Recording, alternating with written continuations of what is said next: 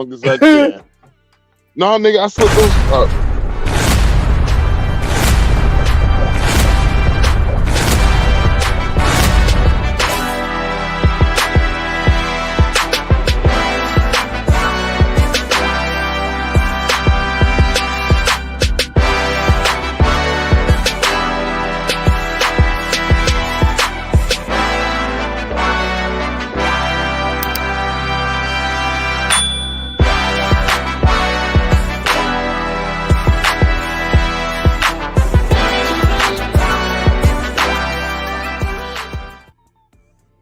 What's going on, folks? What the business is we here, three-man podcast. Biatch, we back, folks. What's up, motherfucker? Nothing, man. Just my back hurts, man. What the hell going on with your back, bro? Man, I slipped on some bitch ass ice, man. Man, nigga, when I slipped, I know, bro. I slipped. It was snowing hard as fuck. I was so fucking pissed off. I just laid there and let the snow hit my face, nigga. It was damn. Did anybody see you, bro? Huh? That's the reason why I laid there, nigga. That's the reason why I laid there, nigga, because it was a goddamn Greyhound bus full of people with lights on, nigga, and I see them, they all was just like, ooh, niggas was laughing. I was just like, man, I'm just gonna I wonder if there was any fine bitches on the bus. Nigga, the bitch who was laughing was fine, nigga. I was like, I'm just gonna stay here, nigga. I'm like, you know what? Now, if this had been in the 90s, she might have came over there and checked up on you. Nigga, because it's 2000, bitch. This bitch probably on the phone climbing, like, hey, man, I can see this motherfucker. You might want to check goddamn internet. Well, fuck you, nigga. You say I might have. You say she probably felt that shit. Fuck you, nigga. No, film that shit. She put. You know, everybody's a fucking film a cameraman now. You want to hear something, bro? How fucked up I felt, bro. What? Man? How fucked up I felt, bro. It was nobody recording that shit, nigga. It was nobody recording that shit. It was one of them shits. If you ain't see that shit in person, you wouldn't believe it, nigga. It was just the fact that I fell fast as fuck in slow motion, though. Oh wow, that's crazy. Like nigga, when I started falling, bro, I heard opera music playing. Goddamn, for he man, fuck. I was like, man, oh shit. Nigga, they lucky I have no tool on me, nigga. I started shooting at the bus, nigga. But fuck y'all, nigga. You get it, nigga. You get it. You heard one of the memes, that meme music that they be having on them social media, man. That shit. What mean? You know that shit they be having, man, like maybe the damn violin playing or something else fucking playing out. Oh, you talking about goddamn that sad ass music after the Hawk, like, hell yeah. I mean, fuck y'all, man. Acting like y'all never tripped before. Right. A lot of shit been going on since we was on last. I went to an AEW live event. That shit was off the chain. That was some good ass wrestling, man. What's up? Shout out to my homeboy Alpha. He just came back from a AA conference. Congratulations, nigga. Yo, alcoholism had destroyed our family. Wow. Your alcoholism has affected me in many ways you can't even think of. I'm joking. No, he keep getting mad because I keep bringing that stupid ass joke. He was like, "Well," he was like, "Yo, why you keep saying that?" He's like, "Nigga," he's like, "Why you keep saying that?" I was like, "Nigga, it's just I always wanted to say that to somebody." I ain't gonna lie to you, it's one of my life dreams to say, man, your alcoholism, your drug problems fucked up the family, nigga. Mama would still be alive if it wasn't for you. Oh, hell no. Hey, if you coming in, I see the two people that popped in. Hey, leave a comment. Stick around for a while. Just don't pop yourself in and don't say nothing. But we're going to get into it tonight. We got a lot to talk about, folks. We're going to talk about AOC and her spending habits. We're going to talk about Ilhan Omar and the corruption. You feel me? We're going to talk about the Diddy trial. We're going to talk, not the Diddy trial, I'm sorry, because he's already in jail. We're going to talk about the Diddy doc. And we also going to talk about some other stuff, y'all. So come on. Have you watched the documentary? Yes, I watched all 4 episodes. What's going on, Paul Squash? What the business is? Welcome in. Yeah, I haven't seen this. Nova. Hi, how are you doing? How are you doing, folks? How are y'all doing? Now, please, guys, stay around. If you get offended, I just suggest that you grow a pair. And if you don't get offended, just stay around and you know, we got 31 people in this bitch. We're gonna get started in a minute. Talking about this stuff, we got 31 people. I guess that AI works, bro, with the hashtags in the description. I guess it works. Well, if you get offended, what you do is send Sean a Cash App and tell him how shitty of a human being he is. Yeah, you know what? I'm gonna help y'all out. I'm gonna send him Cash App right now. We ain't begging. We ain't begging for no money, folks. We started not too long ago. We've been going almost a year now, right? Mm-hmm. About almost a year. We starting up. I ain't gonna lie. The last year been kind of a little bit of a blur to me. Yeah, I know, right? I know, right? It's been it's crazy, right? Come on in, say something. Come on in. Have a comment. Right now we just in the intro part. We will answer any questions that you may have. You want to know about us? No, you ain't never been here before. It's 31 folks. Hey, we need that engagement, folks. Let's go. Come on now. Dude, I mean, seriously, like, really. What more do you want from me? You feel me? We trying to be entertaining. We're gonna take it. We're gonna take it to the next thing, right, folks? So we're gonna go ahead on and start this stuff off right, y'all. I'm sorry, but it's a lot of corruption going on nowadays, folks. Now we on this podcast ascribe ourselves to independent free thinkers and whatnot. We got a lot of stuff. Hey, what's going on? TM Blue. What the business is? What's going on, player? What's the business is? And we will read your comments, folks. Sup, bro? Where you from? Hey, I'm from Georgia. If you have not figured out by my accent, as well as Mike, not Mac, Max here is from Georgia as well. We pretty much from the same region, central to north. I'm from Earth, nigga. That's where I'm from, Earth. We got somebody here that. Go ahead. Oh no, I was gonna say I'm from Earth. I'm from Earth 325. So they dropped from 31 to 9. Y'all ain't shit. All right, user DFTUUFTQ6D. Please get you a name and change it, or you might be a bot. Who knows? It says. What's your question, player? Serious question. So go ahead, ask the question. Go ahead, type it in the comments, and we will address it. And that is user DF2W, not W, but 2 U's. 14Q6D. I thought you said DT. I thought you said DTF for a second. I was like, whoa. Hey, we might curse, Nick, but this ain't unrated. This ain't unrated, Nick. I'm telling you. But hey, if you ain't gonna ask that question, we're gonna go ahead and go into our first topic here, which is, as you have seen in the title of today's podcast, we talking about blue state scandals. Minnesota fraud explodes while AOC faces new allegations. So let's go ahead on and take this music out, which is original music by me, by the way, Brickhand Shawty, Sean Wildcat. Let's go.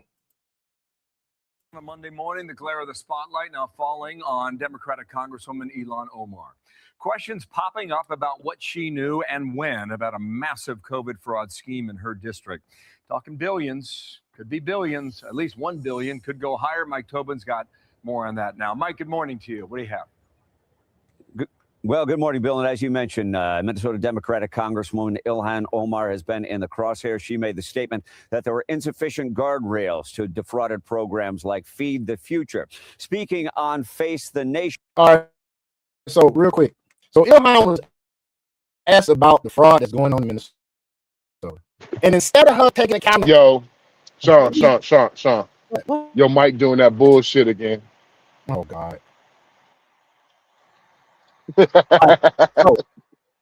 So Ilhan Omar. Doing the bullshit. And I can't, well, I'm gonna just play this, man. She defended against the fact that all but a handful of the suspects and convicts in this case are from Minnesota's Somali community. This also has an impact on Somalis because we are also taxpayers in Minnesota. We also could have benefited from the program and the money that was stolen. And so it's been really frustrating for people to not acknowledge the fact that we're also as Minnesotans, as taxpayers, really upset and angry about the fraud that has occurred. Whatever, Ilhan. Analysts with whom we have been speaking say, "Now, folks, what do you think? Now, this chick here, instead of her, your shit still doing it, bro." It's unlikely Omar would not have some exposure to the corruption. She introduced a legislation that created the program that was defrauded to the tune of $250 million. She also held a victory party in 2018 at a restaurant called Safari, owned by Salim Ahmed Saeed, a major player convicted in the scheme. I think all this will be investigated very thoroughly because there's really a national spotlight on Minnesota and all its problems. I mean, this is a scandal that is by far the biggest in state history. White House Deputy Chief of Staff Stephen Miller said on Friday the Somali fraud will prove to be the greatest theft of taxpayer dollars through welfare in U.S. history. And he says we have only begun to scratch the surface of how bad it is. Okay. All right, Mike. Fox weather tells me it's 10 degrees in Minneapolis where you are. Wind chill -2. But Tobin is tough because he has summited Mount Everest. Thank you, Mike. Talk soon. Thank you. Got it, pal. Dana. Let's bring in Kayleigh McEnany. She's host of Saturday in America, co-host of Outnumbered. You can find her everywhere, and we love it. Keith Ellison, who's the Attorney General. This guy, they need to look into him. This is what he said on a weekend show. Let me just say this. We all want to protect the public dollar. We want to prosecute people who engage in fraud. We are up for that. But we can't do it on a partisan basis. We got to do it together. We can't use incidents like this to score a political point. But as I pointed out last week on this. Excuse me real quick, folks. I'm doing a little test. Doing a little test real quick. It's still doing it, bro. Hold on real quick. Hold on. Okay, I got you. Showing on the 5. So he is the Attorney General there. Used to run the DNC. He solicited political contributions from these groups that were stealing the money. And then when they were asking about these investigations into them, he said, don't worry, I'll tell them to knock it off. Right. And he could have used a little more fervor in telling them to knock it off if he ever even did so, because it didn't stop. The real scandal of all this, Dana, is when you go down that New York Times story that brought a lot of light to this issue, you find that in 2022, most of these prosecutions were underway or starting up. That was Merrick Garland. That was Joe Biden. Merrick Garland called this the country's largest pandemic relief fraud scheme. So where was the sprawling Biden-era investigation? His DOJ was working on it, but I asked Kelly Loeffler at SBA on Saturday, did your predecessor at SBA look into this? She said no. In fact, there were flags on loans for potential fraud in Biden's SBA, and they just let them out the door. So where was the Biden investigation? Where was the Keith Ellison investigation? This was known back in 2022. Ilhan Omar has taken a lot of questions on this. Scott Bessent went after her on CBS on Sunday. Watch it. I can tell you that, it's terrible. Address this, Max, since my mic messing up. Yeah. It's good. No, your mic is good now. Okay, cool. So no, this is not a self-help channel, other than the fact that if you need help with international dating, this could be a self-help channel. Well, self-help in what way? Like, can you be a little bit more specific? Like self-help? I don't think they're here anymore because we went from 31 viewers to freaking 0 now. So it's all good, man. These got this microwave ass damn society, man. What more do you want from me? This microwave ass society, man. We had 31 viewers. Now we down to 1. It's all good. One day they ain't gonna have no choice but to stay in here. But it is what it is. Let's keep on with this thing here, man. You know, Representative Omar tried to downplay it. Said, "Oh, it was very it was very tough to know how this money should be used." Yeah. You know, she was gaslighting the American people. When you come to this country, you got to learn which side. That's more than gaslighting, folks. Like, can we please do away with the term gaslighting? Can we go to what it really is? It's fucking lying and manipulation. Sean. What? What happened? Bruh. What happened? Hold on. I just finished eating something that I thought it was going to be disgusting, bruh, but that shit was amazing, bruh. Okay, now, folks that are not aware of this podcast, never seen it before, our consummate digressor and going down the rabbit holer is Max.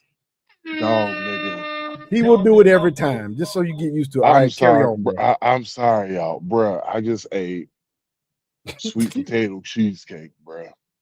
Sweet potato. Well, you know, actually, that sounds like it tastes good. Nigga, how you just said it though. That's what I was thinking when I saw that. I was like, sweet potato cheesecake.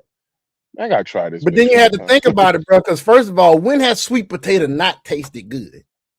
Sweet potato fries taste good. Sweet potato souffle tastes good. Come on, man. You can't miss a sweet potato. No, I got this shit at Walmart, bro. This shit, nigga, I'm so mad. Yeah, I'm so mad that it was only one slice. I don't have no more. That sound like that Patti LaBelle goddamn. Remember when that Patti LaBelle pie came out and everybody went crazy? Mm-hmm. Especially the EBT squad. The EBT squad went fucking crazy. Went fucking crazy about that Patti LaBelle pie. I still have not to this day tasted that shit. Why? Because I know it's probably so much chemicals in that shit. Your ass will goddamn wake up the next morning with 3 eyes. I'm not gonna do that shit. If y'all take y'all and put y'all on game, y'all take y'all fat asses to the deli bakery section at Walmart. Cross your fingers. They got the fall pie variety cheesecake. This bitch come with pumpkin, bourbon, pecan, and sweet potato. Oh, this nigga here, man. Give me a pillow, please. Get out of here. I ain't gonna bullshit. The nigga's supposed to be on the diet. There you go. I ain't gonna bullshit you, bro. That sweet potato cheesecake is it tastes like. Damn, I wish I had another slice of that bitch so I could tell you what that bitch tastes like. Oh well. Oh well. Hey, basically, what I was saying was we need to get rid of gaslighting. She's lying and manipulating. Like, what kind of response is that? You get asked about a fraudulent activity in your state because you've been elected by your constituents in that state, and you say there ain't enough guardrails in place. That's like saying there was a lot of theft at Walmart, and because they didn't have security cameras, it's okay. What kind of bullshit is that? I just like for them to tell the people the truth. The reason why we did not do anything about this because it benefited us at the time. Hell yeah, it benefited her. That would be honest and simple. Basically, it benefited us at the time. We use these people, they're taxpayers, and yeah. They're not even see. Here's the thing about it that pisses me off. That the people that they're crying about, these Somalians and all that, you know, most of these motherfuckers not even net taxpayers. I know. Like she was right about, yes, they are taxpayers, but they're not net taxpayers. Do you realize these motherfuckers only pay, some of these motherfuckers only pay about $700 in taxes? Man, it's even worse than that, dog. Do you know the majority of the Somali community in Minnesota, not just to mention Minneapolis, the majority of the Somali population, and I'm also talking about Muslims too, are on welfare. You know how that happens? Actually, I'm gonna tell you what I heard a story this past weekend. There's this community in Minneapolis where this guy, he has 5 homes. He got a wife staying in each fucking home. Each wife got about 5 kids, and not damn one of them motherfuckers is working. They all on fucking welfare. So what's that gonna produce? More of them Somalis is gonna be a welfare. There's gonna be voters and gonna vote Somalis in fucking Dearborn, Michigan. Got Islamic writing on their badges, folks. You hear me? On the police badges. They changed the damn Minnesota flag and put a Somali flag up. You think I'm fucking kidding you? Look that shit up. So they combined the Minnesota flag and the Somali flag. I kid you fucking not. And this is the reason why that whenever I talked about some of these, and whenever I talk about some of these African dudes, I talk to some of these African dudes and all this shit, and I had to explain to one African dude because he kind of pissed me off. I was like, bro, do you know the reason why y'all hate it across the world? I was like, the reason why y'all hate it across the world is because you're acting like you're holier than thou, and you're acting like you're smarter than me, yada yada yada. And the reason why most people don't fucking like Africans is because of the fact that y'all scammed the whole entire fucking world. They don't even like them in Thailand. Then you say Nigerians, they hate them jokers in Thailand. Bahamians don't like Nigerians.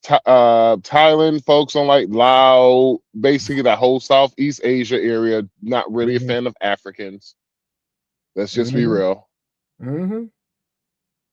Like scamming there's not scamming like a motherfucker. Just scamming. Yeah, then I'm talking to this dude. He was just like, see, one thing he's like, you Americans are so ignorant. And I was just like, ain't that a bitch? I was like this.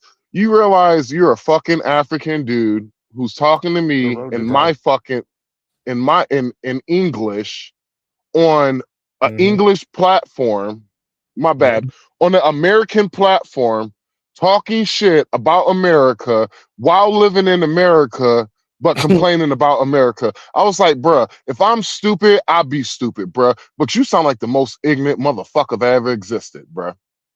Oh, and we gonna get into this, folk, too, about Muslims and what they're doing throughout the whole world.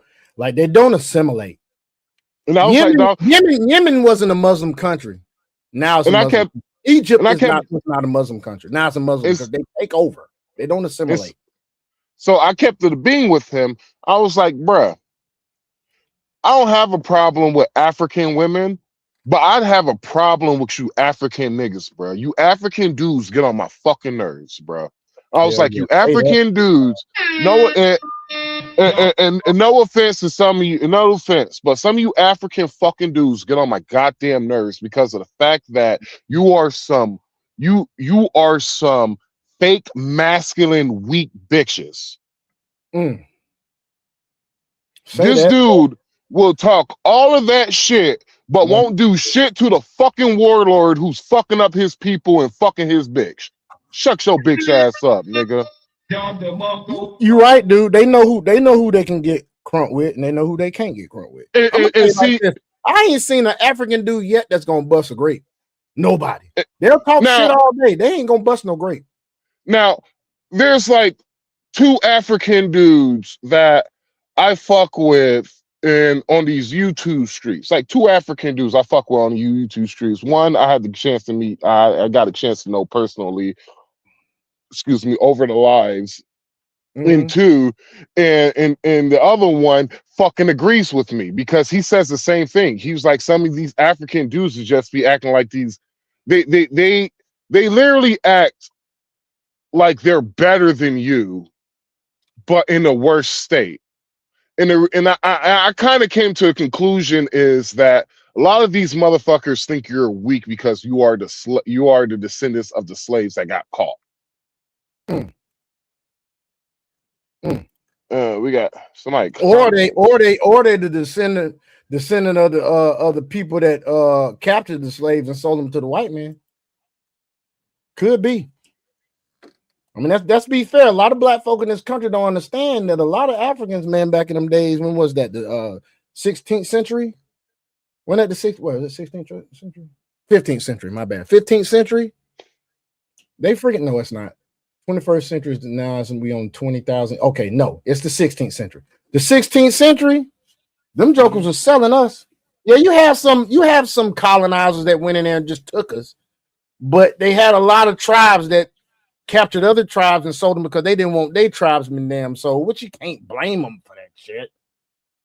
But at the same time, you know, us black people, we got to damn wise up to the truth, man.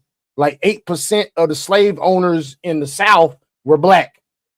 And only 2% of the white people in America were slave owners at that time. 2%, because the only ones that owned slaves was in the South. They ain't own no slaves in the North. You don't have some black woman gonna be like, "Don't you know white people can see you?" I'm like, what the fuck does that supposed to mean? That's why my shit says the coon because I ain't a sheep. Mine says Sean Wildcat, the coon that because I am the coon because I ain't a sheep. Yours says on fat nigga time, fat ninja time.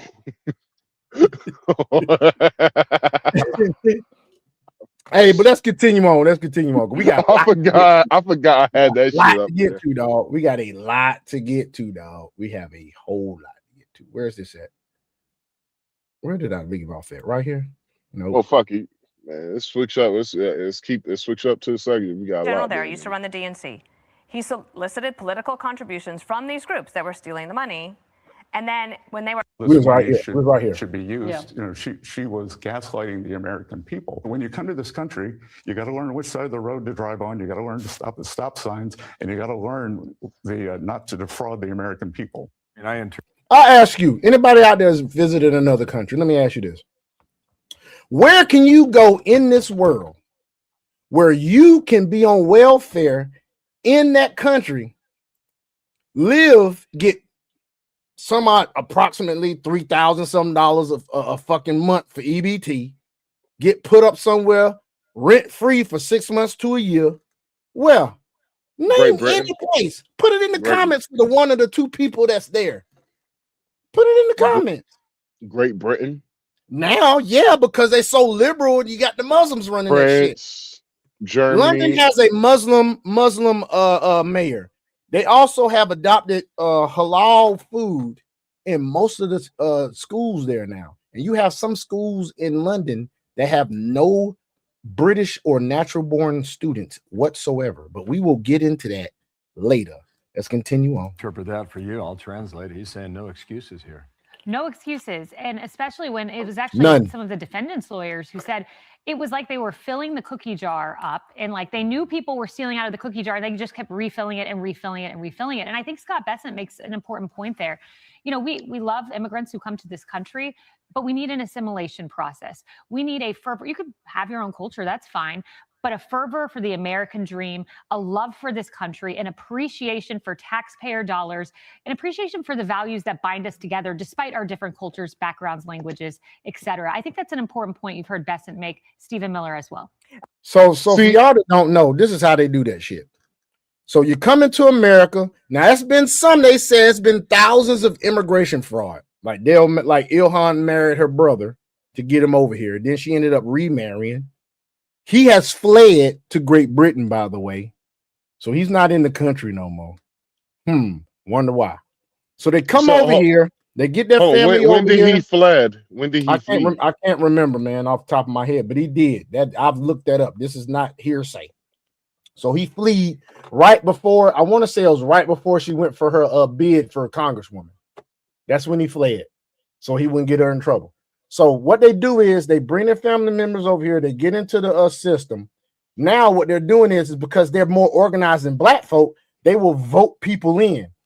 Minneapolis has even though it's not a Somali mayor, the mayor is pandering to Somalis because he knows how many people he's got to get votes from. He speaks in Arabic. This motherfucker done learn Arabic. They should learn English. How many citizens are in Minneapolis? How many Somali citizens, or how many people make up Minneapolis? How many citizens make up Minneapolis? And I got my chat GPT open. So God, we're gonna do the truth thing. I got my chat GPT open, folks. So we're gonna look this up real quick before we continue on. Chat GPT is figuring this shit out. I could have probably got quicker just go on Google because that's a very simple damn question. 428,579 people as of July 1st, 2024. So 428,000, right? Mm-hmm. 70. What is the percentage of 70,000? All right, now it says here, if you meant the Minneapolis-St. Paul metro area, which is not just the city of Minneapolis, but the outskirts as well as the city, you're talking about 3,757,000. Yeah. Okay. So it's so what is the 482,000 minus what is percentage of 70,000? What do you mean? Should be. Oh, you mean how many of the Somali citizens in there? Yeah, it should be like around 10%, 15%. Well, we're gonna see, because they say it's about 70,000 people there. So ChatGPT is looking it up right now. Is looking it up. Nigga. What? You need ChatGPT. Oh, you wanted me to do the calculation of how much percentage of 70,000? That's what you want me to do. Let me get my calculator out there, dude. So what we said, 3,700,000. So that is 6.9 divided by 0.7. No, I got that. 6.9% of that population of the Minneapolis-St. Paul area. Minneapolis. Now, here's the kicker comes in. Out of those 400 and you said 85,000, right? It's like 28,579. That's just the city. Oh, you said 420. Oh, okay, my bad. Hold on. They say it's 33,521 people of Somali descent in Minneapolis. So 7.82%. That's what it says. 7.8%. That's how many. So what was you trying to get at? All right, my bad. So what was you trying to get at? It says 7.8% of the Minneapolis city population. Nigga, you just asked me. I was getting ready. I was actually answering it, but I don't think you could have heard me because I backed out to the other app, and I was just like, "Oh fuck this." So all right, so now out of that 400 and we're just gonna say 425,000 people, right? The 425,000 people. How many of those are fucking voters? Out of 428,000 people? Yes. All right, let's see.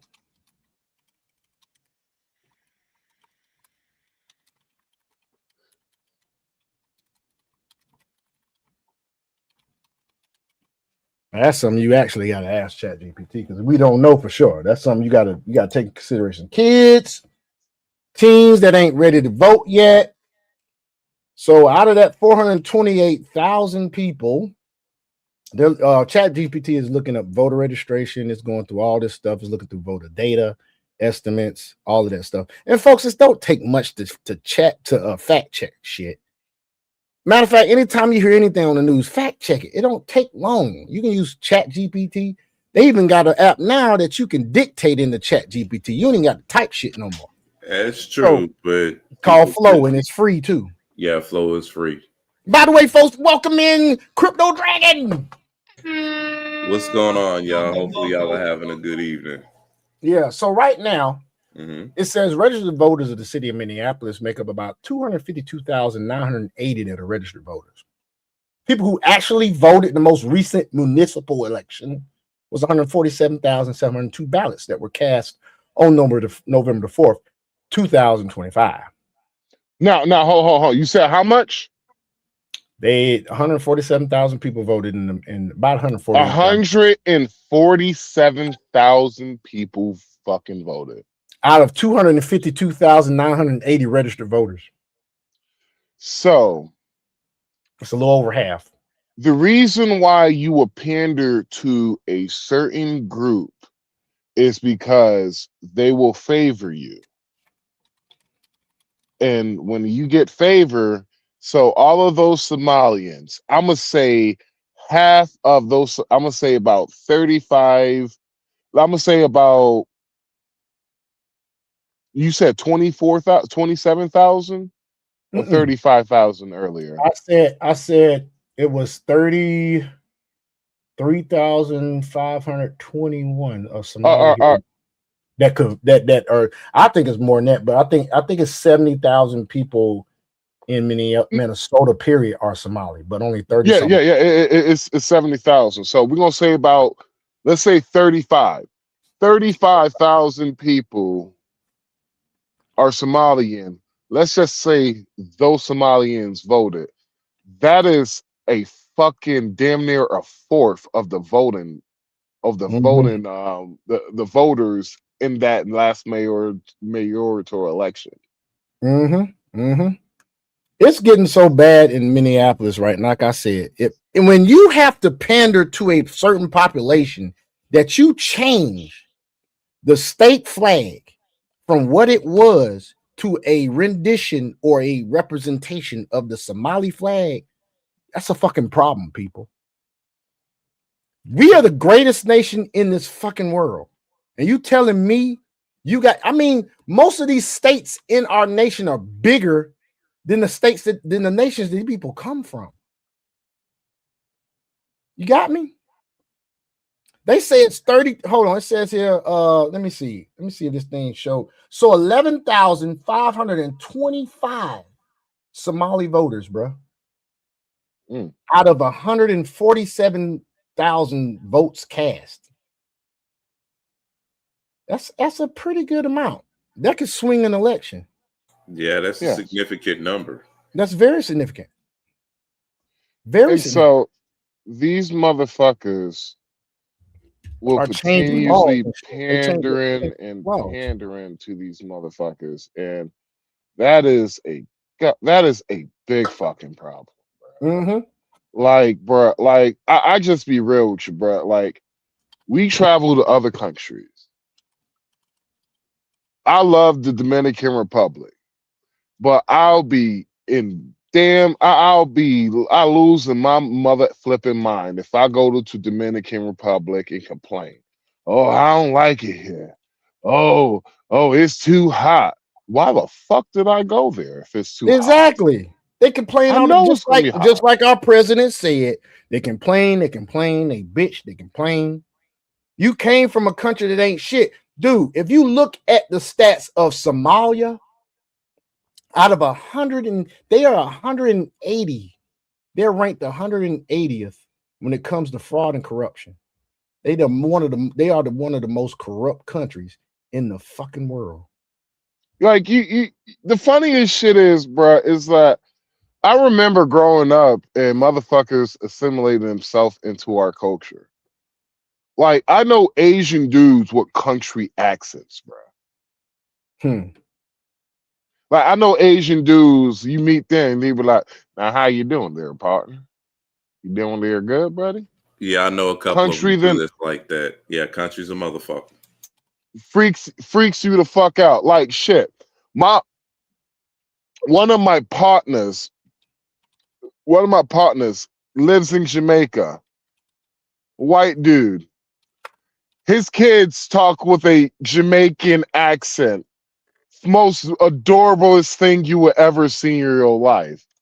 But his son and daughter got a deep Jamaican. They be like, Papa, are we gonna eat some plantains tonight, Papa? Like, but they're assimilated, aren't they? They're assimilated, aren't they? Yeah. They go to school with the kid, like they are with the neighbors and all of that shit. Right. They don't go against the Jamaican culture. They made sure, like, hey, because we're gonna be living here, because my company, who's paying me a lot of money, sent me here to Jamaica, we gotta assimilate ourselves into the culture, yada yada yada.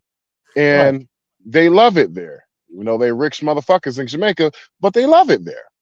Right, but check this out. This is what's gonna shock you guys. This is gonna shock the shit out you guys.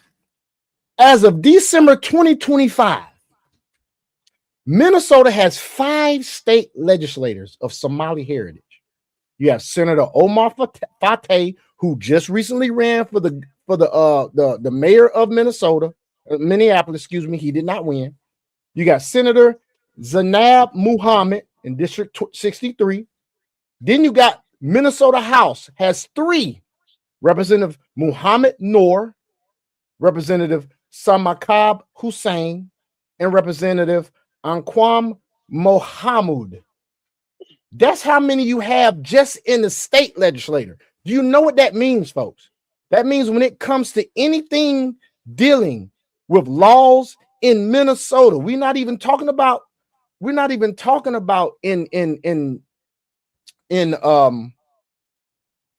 Washington on Capitol Hill. We're not talking about that. We're talking about just in Minnesota, Jack. Just in Minnesota. You got 5, that's 5 votes. 5 fucking votes. You hear me? 5 fucking votes. That now you talking about changing laws that are going to positively reflect on the Somali community, because Ilhan Omar herself, as well as other members of the Somali community in Minnesota, have come out and said Ilhan herself is not for America. She is for Somalia. As long as she is in Capitol Hill, she is going to go for the interests of Somalia, not of America. This is very serious, folks. She actually Very did say serious. That's craziest thing. She said that shit. Like, I remember exactly. I remember her saying that shit. I had some women on TikTok trying to tell me, "Oh no, that was not." She mean those exactly like that. What you're saying? I was like, "Stop being an ass. Stop being stupid. Stop being stupid." I was like, "Bitch, say what?"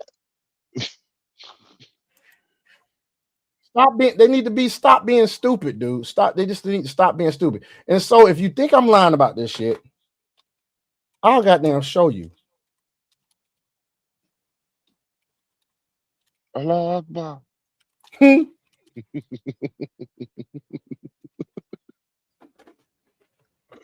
It's crazy, man. It's crazy. But I'm gonna show y'all real quick, just in case you think I'm lying. I'm gonna show you her speaking in public. In public. Believe that in word. That she is not for fucking in public. I'm done, bro. I know, right? They didn't bury this shit. They probably took it off. Ilhan Omar. They're like, you ain't gonna expose me, boy. You know, it's crazy, dude. It's crazy. All right. No, that's not it. That's not it. I'm gonna find it, folks. So be patient out there, folks. We didn't drop down to 0. We had about 31. Then it dropped down to about 9, and it dropped down to about 3. Now it's at 0, but it's okay. It's okay. Yeah, they got mad. I was talking about. You know what? They probably left and got this some of that sweet potato cheesecake. Nick. You so stupid, dude. You are so stupid. You are so stupid. It was like, you know what? All right. Here's a short. Here's a short. Hold on. Let me tell you, Dragon. Yo, Dragon. All right. I know you ain't a big fan of Walmart, Dragon. But if you go to Walmart, Dragon, you can get a fall pie variety cheesecake. Nigga, they got sweet potato cheesecake, bro. I ain't gonna lie, that shit was the shit, bro. Boy, that shit was, bro. This is some real fat boy shit. This is some fat boy shit. You hear me? Yeah, that is. That's fat for real. Man. Hey, you know what? Don't be mad if they run out of sweet potato cheesecake. This boy stupid. This boy is stupid.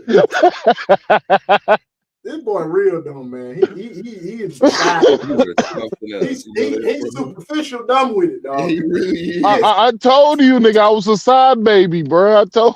A what? What? You a what, baby? What was it? Yeah, you never heard of a side baby before? Hell no, I ain't heard that Hey, that's what happened. I ain't never heard that shit, dog. Neither have I. Hey, that's what happened with when you get the side chick pregnant, it's a side baby. Hell no, dog.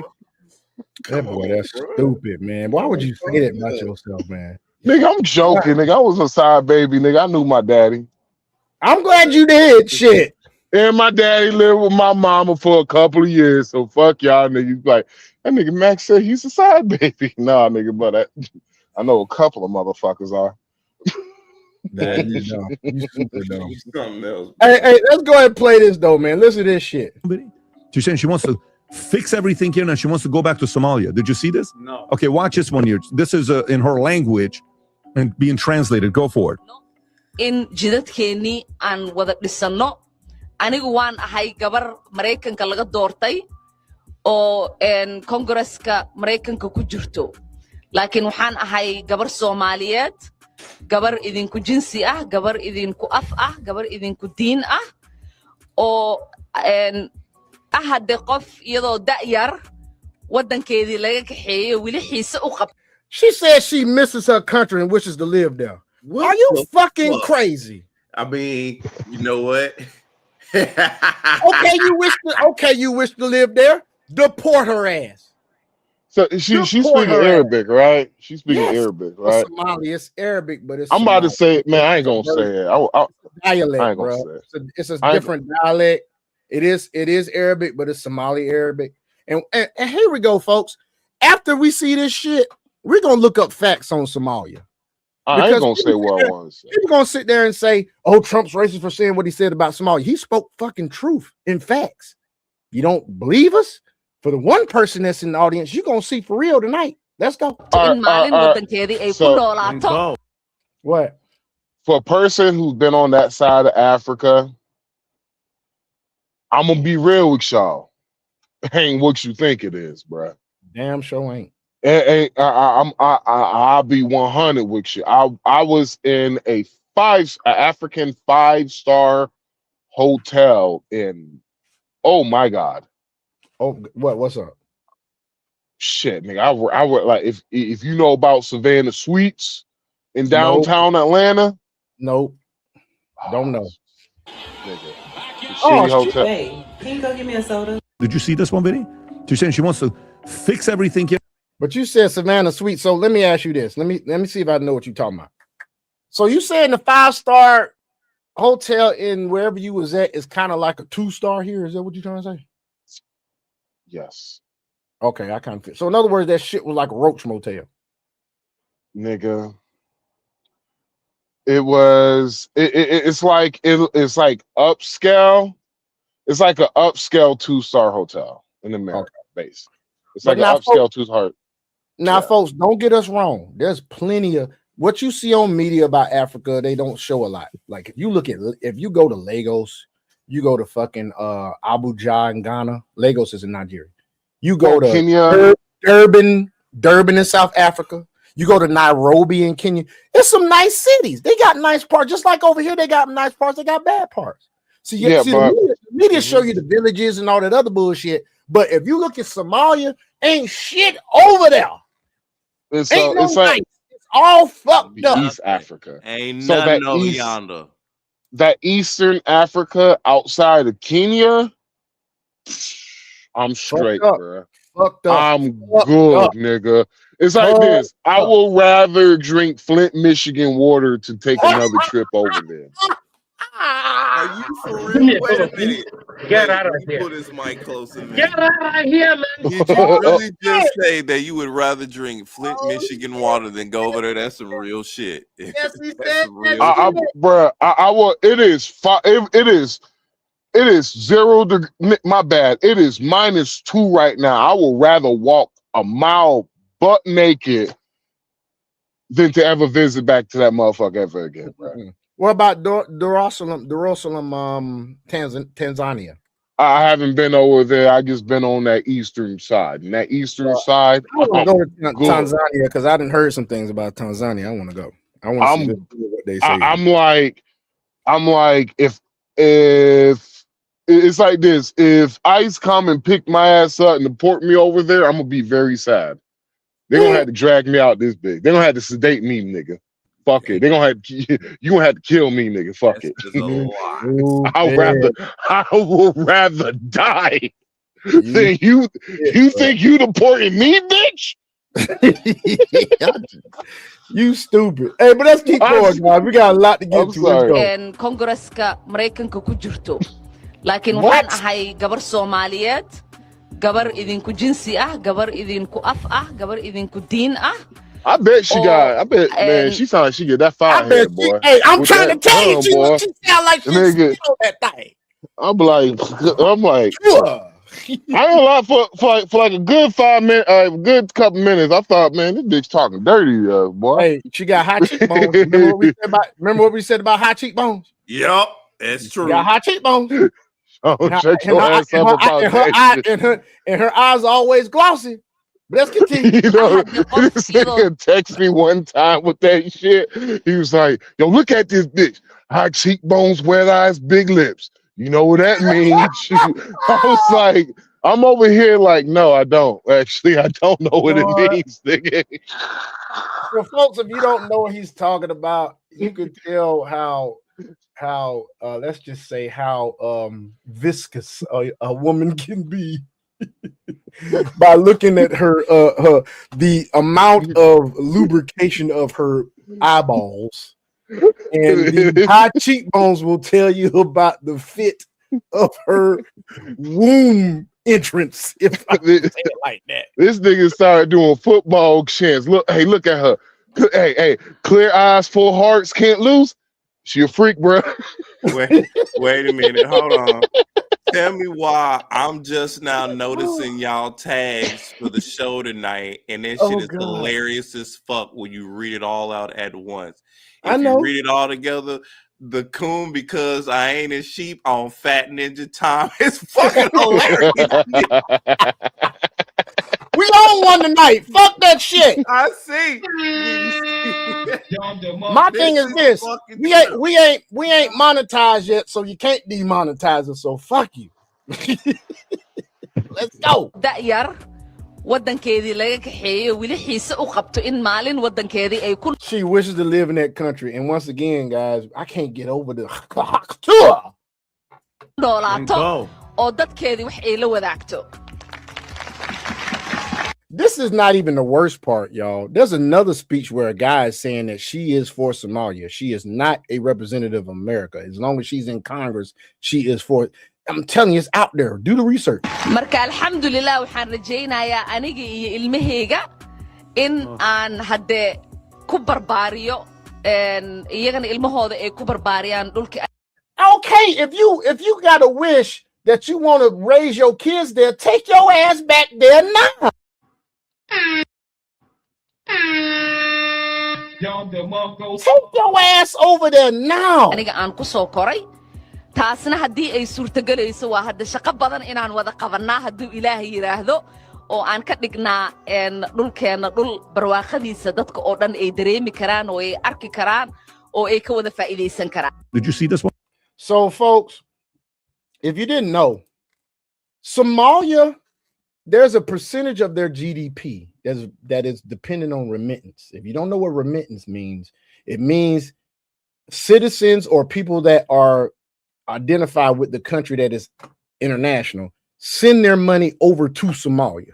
That's remittance. If I'm not mistaken, XRP. XRP. I just had to say XRP, Ripple, HBAR, remittances. I had to say something because you said the magic word. Oh, Dragon, what you got? A new mic or something? Sound like it, don't it? Boy, No, I just got close up to the mic for a change. It's usually at the distance. That's all. I just got close. I thought he's about to start reading out. I know, right? He's about to start reading out menus and something like that. So we have XRP on the menu. It comes with 2 liquidity pools and DeFi on the side. All right, so we said that we was gonna look at stats on Somalia, right? All right, so let's look at let's look at their fraud. Let's look at other things because we're gonna go into later about Sharia law. And if you didn't know, there's a town in Texas that Greg Abbott shot that shit down quick. They was trying to get it to where only Muslims could live in this town called Epic City. Oh yeah, he got rid of that bad. Yeah, and they basically were committing. They were actually breaking the Fair Housing Act by saying only Muslims could live in that bitch. And Greg Abbott, the great Greg Abbott of the great state of Texas, said, "Fuck that! Sharia law is now outlawed." Shout out Professor X. Yeah, thankfully, because we ain't got time for that stuff. I have to say this, like I had said it last time, them good old boys ain't gonna have it like that. Exactly. And if he ain't having that shit. Sure, if he wasn't in a wheelchair, he would be president. Abbott. Yeah, if he wasn't Oh, I know. it's a sad thing. Say, tell me why these motherfuckers be calling him Hot Wheels and shit. That shit be having me rolling. They doing that shit because of what Jasmine Crockett shit said. That's what they doing.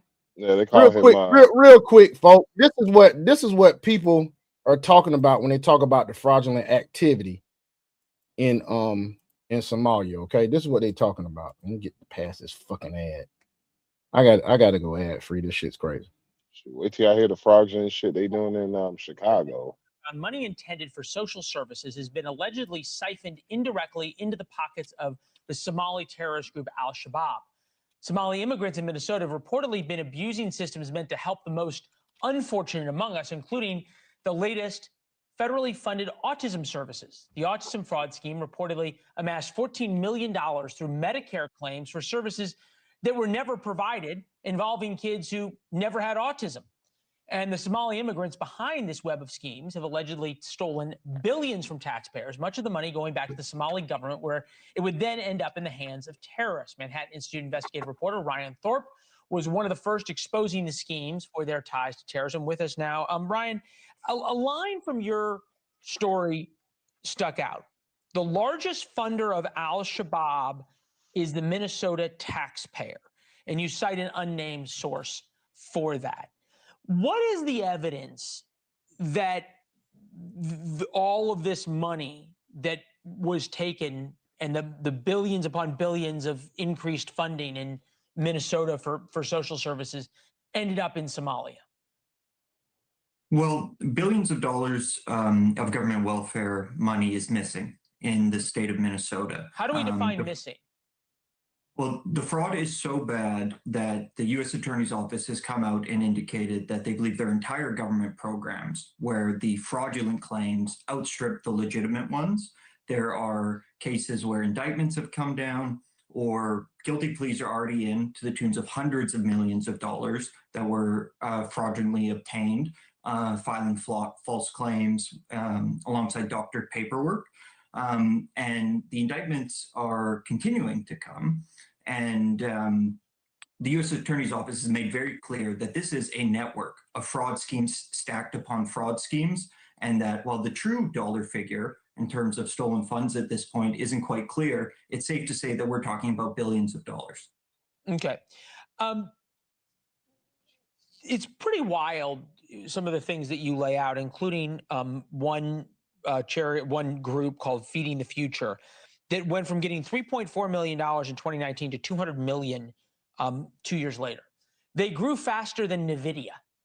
How did nobody see that? Or is it that people and the government and those who are supposed to be the watchdogs, like Tim Walz, like Keith Ellison, the Attorney General, there just weren't looking? I think it's safe to say that there was a real unwillingness or inability among Democratic state officials in Minnesota to recognize some pretty obvious alarm bells here. All across these programs, claims were skyrocketing, absolutely spiraling out of control over a short period of time. And the reality is that the Somali community, which is where these large-scale fraud rings have been concentrated within this population in the state, it is a sizable voting bloc. It is a voting bloc you have to win if you're going to win political office in Minneapolis. And so I think that was likely an incentive here that made some people not want to look too closely at what's been going on. Wow. And that would explain why now it's the U.S. attorney looking into it rather than the state law enforcement or state fraud investigators. Is there any indication, Ryan, as you get, and obviously, it's one of those things you drop an investigative piece, and then all of a sudden you get 1,000 more tips. That this goes higher, like actually into state government? You get the last 30 seconds.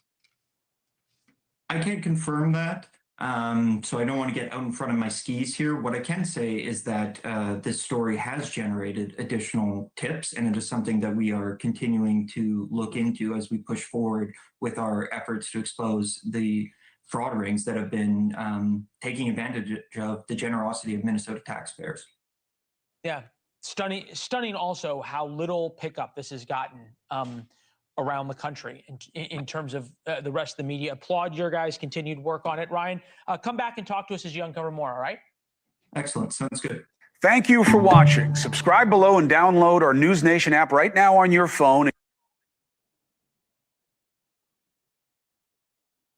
So they on $14 million over there to Somalia. No, it's more than that. More like way more than that, like almost $1 billion. Well, it showed 14 million on the thing, so that's why I was asking. But damn, if it's like that's just in that case, bro. That's just with that case, bro. And they be talking shit about us, but be sending that money directly back over to Somalia. Huh? Okay. Now check this out. With all this shit they talking, how about I just found a damn reel of a woman saying that she does not regret voting for Trump, and guess what? She's Somali. Watch this shit. And we're gonna get the AOC, folks. Just be patient. Just be patient. We're gonna get the AOC. To follow an ongoing ICE operation aimed at Somalis here in Minnesota. President Donald Trump doubled down on his support for that operation today, taking several more jabs. Tell me why he looks like a robot to me. All right. Boy, you stupid. And the Somalis Trump. Be out of here. No, not Trump. No, he's talking about the dude that was on screen. Yeah, his position, how he looked, even his because how he moved. Nothing else moved really except for his face and his head. And I'm like, you really is moving like an AI. Like I be peeping it because he just robotic. That's all, man. Goddamn AI taking over, man. All right, Max Jr. Let's keep going. Destroyed our country, and all they do is complain. The president also said that Governor Tim Walz should be ashamed of his leadership. And the president said that Representative Ilhan Omar, a refugee and naturalized citizen, should go back to her own country. Local leaders firing back again, with Minneapolis Mayor Jacob Frey signing an executive order. You see this dude right here? That's the dude that learned Arabic or Somali to pander to his Somali citizens. Preventing ICE agents from using city-owned parking lots, ramps, garages, and vacant lots. Tonight, we have several reporters tracking the ongoing operation and the fallout. And we'll break down everything from the history of Somalis here in Minnesota to the rights they have, to the efforts underway to impede ICE. But first, we want to start with Leon Purvis. No, that nigga look like RoboCop. Right. I'm telling you, look at his position, how he moving and everything else. Completely he is just very well trained, bro. Leon, what's the reaction there? Well, Randy and Kelsey, many in the Somali community are hurt and scared by what the president said, but some of them are encouraging President Trump to come and visit them at Carmel Mall to see what they're all about, as they want to understand why the president is doing this, because they've been in Minnesota for decades. My question is this: if you've been in Minnesota for decades, how we know you got here legally? Because Ilhan Omar did that shit. My thing is this: if you commit fraud when it comes to a fucking business that is basically a address of a mailbox and don't have no business at all, and you sitting there taking government money, who's to say you wasn't fraudulent when you came into the country and claimed and had your damn brother or your cousin as your husband? Well, a lot of this stuff that is coming out, like, thought it was a brother. Yeah, that's just Ilhan. Who knows who else committed immigration fraud? So a lot of this stuff that's coming out, right? And that's why, a lot of this shit that Trump is doing, he's challenging a lot of shit, but this stuff that has came out, man, like all this corruption when it comes to the immigration system, all that, it's automatic. You could lose even if you're a naturalized citizenship, you could lose your citizenship. And so you're talking about there's a the fraud that has been unveiled with this shit is it's a lot, dog. It's a lot. Like, dude, I was looking at some of this shit and I fell asleep on it, bro, because it's allegedly Tampon Tim been taking kickbacks too. Yeah, shit. And Ilhan taking kickbacks. Have you heard about the scandalous shit? What is happening in Chicago? Oh, you talking about where the mayor been taking kickbacks too? Shit, let me. I actually made a video. Let me send it to you. I'm gonna play this and we'll go over that next. Then we gotta get the AOC. It feels very bad. Actually, we want to tell the president we're not a garbage. Actually, we smell really good. First of all, bitch, and I'm saying it most respectfully, he wasn't talking about all y'all. What were they talking about in the press conference? They was talking about the fraud that's going on and the fraudulent people that's doing it. When he said they're garbage and I want them out and they shouldn't be here, he was talking about them. He was not talking about all Somalis. So shut the entire hell up. But you know they automatically have to say all. They always do that shit. That's clockwork at this point, bro. Yeah, it is, but it's clockwork. So, you know, when Trump was talking at the table, I don't know why, but it just reminded me of that Dave Chappelle skit when he was the blind black white supremacist. Oh yeah. I swear to God, I thought the next word was Trump was gonna come out of his mouth like, they stink and I hate them. And they should go. You stupid, bro. They smell. It did seem like that. That did kind of. They smell and they stink. I was like, yo. All right, let's keep going. It's a sentiment many in the Somali community are feeling on Wednesday. Let me ask y'all this though. What American city do you know where they stop everything and they blast out the Lord's Prayer? I'll wait. I thought they banned the Lord's Prayer in schools and all of that because they didn't want to make other people feel uncomfortable. But you publicly broadcast the Islamic prayer 5 times a day now, because them jokers pray 5 times a day. So basically, you sitting there blasting that on public broadcast speakers, but you can't have prayer in school. And you know why they doing that, folks? Like I said before, there are 5 state / senators representatives in the Minnesota State Congress or House or Senate that are Somali. In the wake of recent comments from the president, many are on edge with the new ICE operation underway outside Carmel Mall. You see how stupid they are talking about no ICE without a court order? Bitch, they don't need a court order. You know, fuck court order. This person held up. Did Obama need a court order? Don't be scared. No, they want to forget that though. They want to forget I wonder, you know, he fucking deported. Not to mention that they want to forget the fact that Bill Clinton, yes, President Bill Clinton, yes, the first black president according to the black population because he played saxophone. The nigga who locked y'all up, you know, right? The nigga who locked y'all up, you know, who enforced the law that Biden wrote. I was just about to say that because they was in cahoots with Biden at that time and enforced what Biden had wrote in and started throwing asses in the fucking brink. But, you know, hey. We ain't going to get into all the shit the Democrats have done throughout the years that was not for black people. Like one of the longest filibusters in history was the filibuster of the Democrats about the Civil Rights Act, bitch. But y'all motherfuckers don't read. It's already statistically proven that black folk don't fucking read. We can't read because we're dumb, because we put all of our faith in public schooling. No. Black folk read, and I guess that's a black person that just got off the dang thing. We had 2 views, now we got 1. Black folk read. Black folk read. You know who don't read? Niggas. That's true. The EBT community don't fucking read. Oh no, they damn sure don't I'm read. the coon because I ain't a sheep.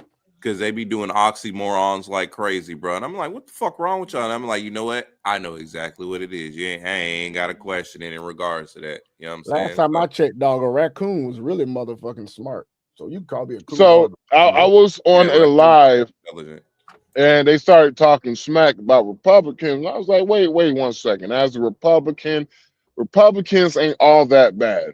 Nope. And one dude, he was like, damn, come in, put a comment down, make a question. I'm sorry for interrupting you, brother. Come on in, engage. It was a black. The brother told me he said something about cooning, you know, you black folks who be Republicans be cooning. And I was like, oh, you basically talking about me, right? He was like, hey, if the shoe fits, I was like, you know what? I'll be that. I was like this. How about this?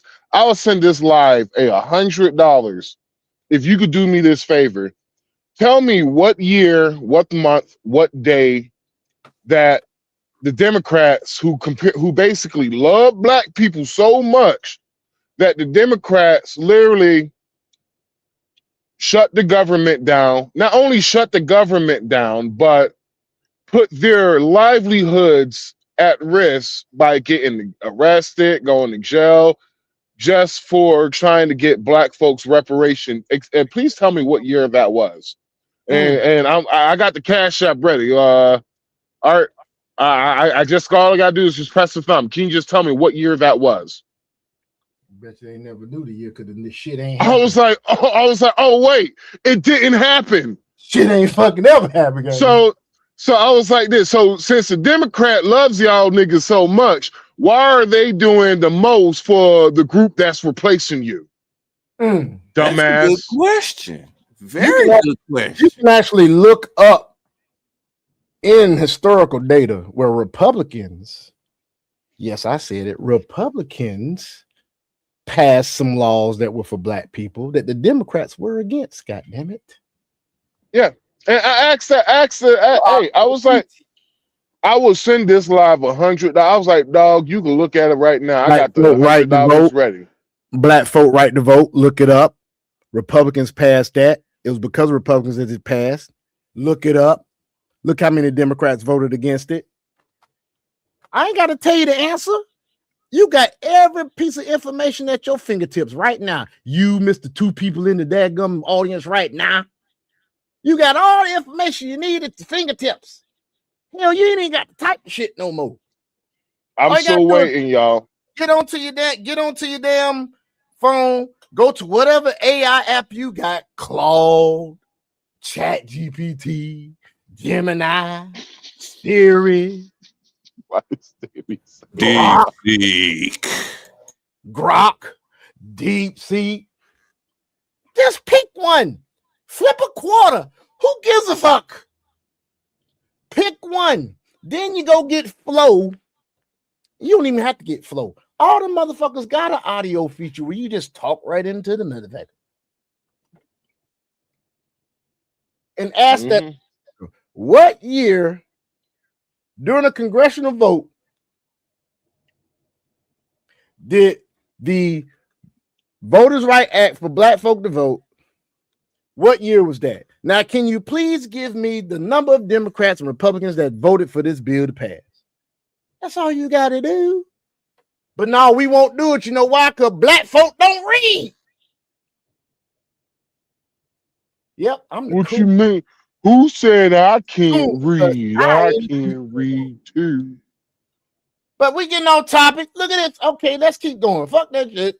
Somalis. I think a lot of the community are very much really stressed out what's happening and really been, we will call the word fearful, about afraid why this is taking place in the Somali community. Many Somalis are defending their community from President Trump's comments. This is a community is hardworking. There's doctors, there's lawyers, there's people who are small entrepreneurs. Fox 9 talked to a business owner inside Carmel Mall, which many Somalis consider the heart of the community. I'm tired of hearing that bullshit, bro. Check this out. I'm tired of hearing that bullshit, right?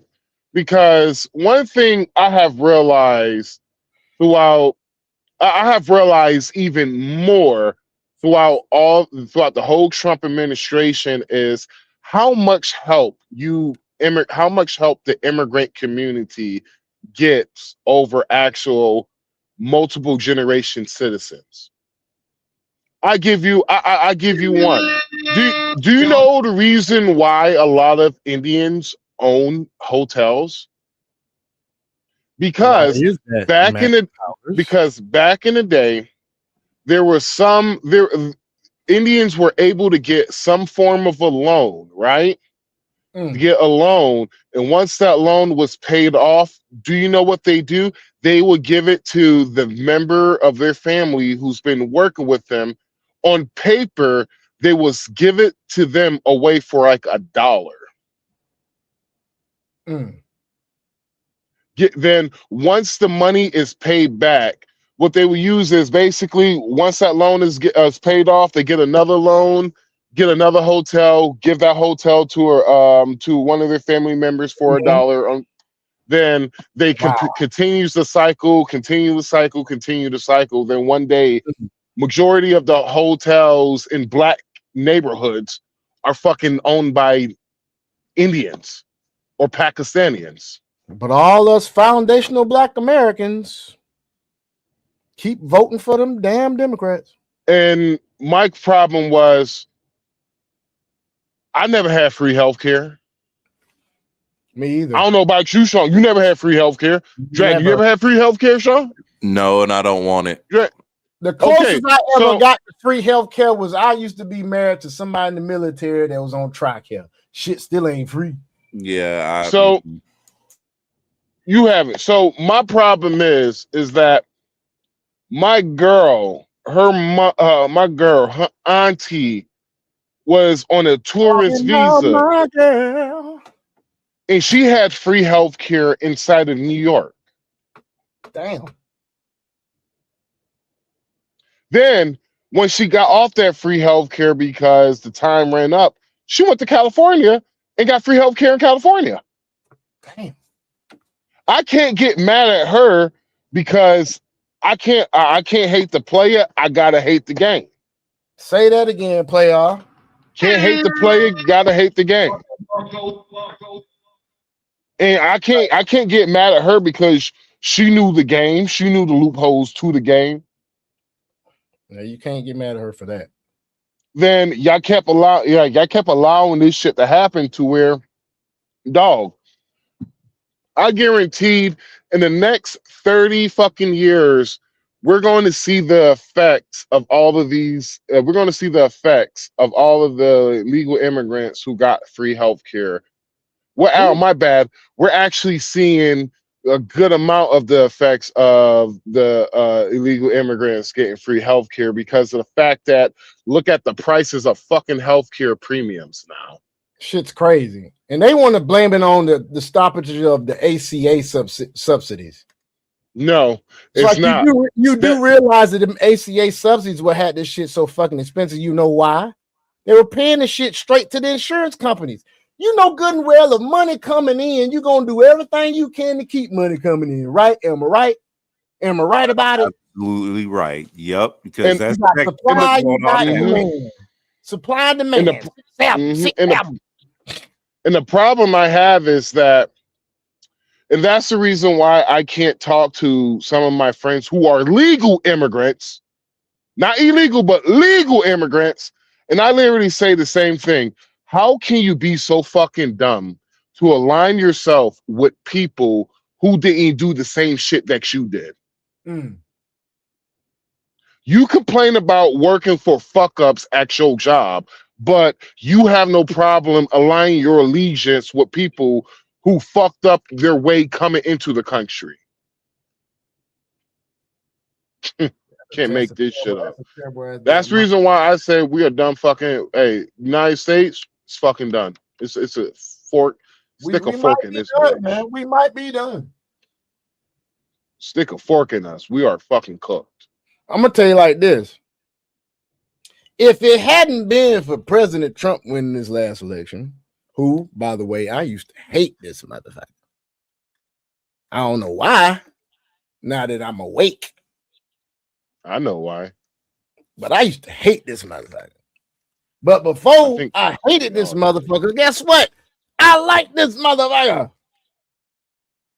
Think about back in the day when he was always in the rap videos, dog. Trump was cool as shit. Everybody want to be around Trump. Tell me I'm lying, Max. Hold on, didn't Trump have an intro? Yeah, it was the intro to, was it Method Man song?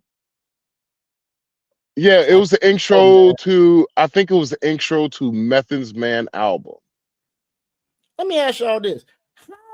How many presidents you know now in the past have thrown a bowl to the back of somebody's head during a WWE event, nigga? Shit, hell, I got one even better for you. What president have we known that have given people legitimate financial tips in order for them to get better, and even saying, hey, if you have $1,000, why don't you put this money over here and watch it grow? Because, yeah, my dad gave me $1,000 at first, and I started doing this, and then, this is how you get over here in these areas. That's the only president that I know that has given legitimate aspects on how you can grow your money financially. Yeah, I got you on that, Dragon, because he's a financial person, a business person. But you ain't hear what I said.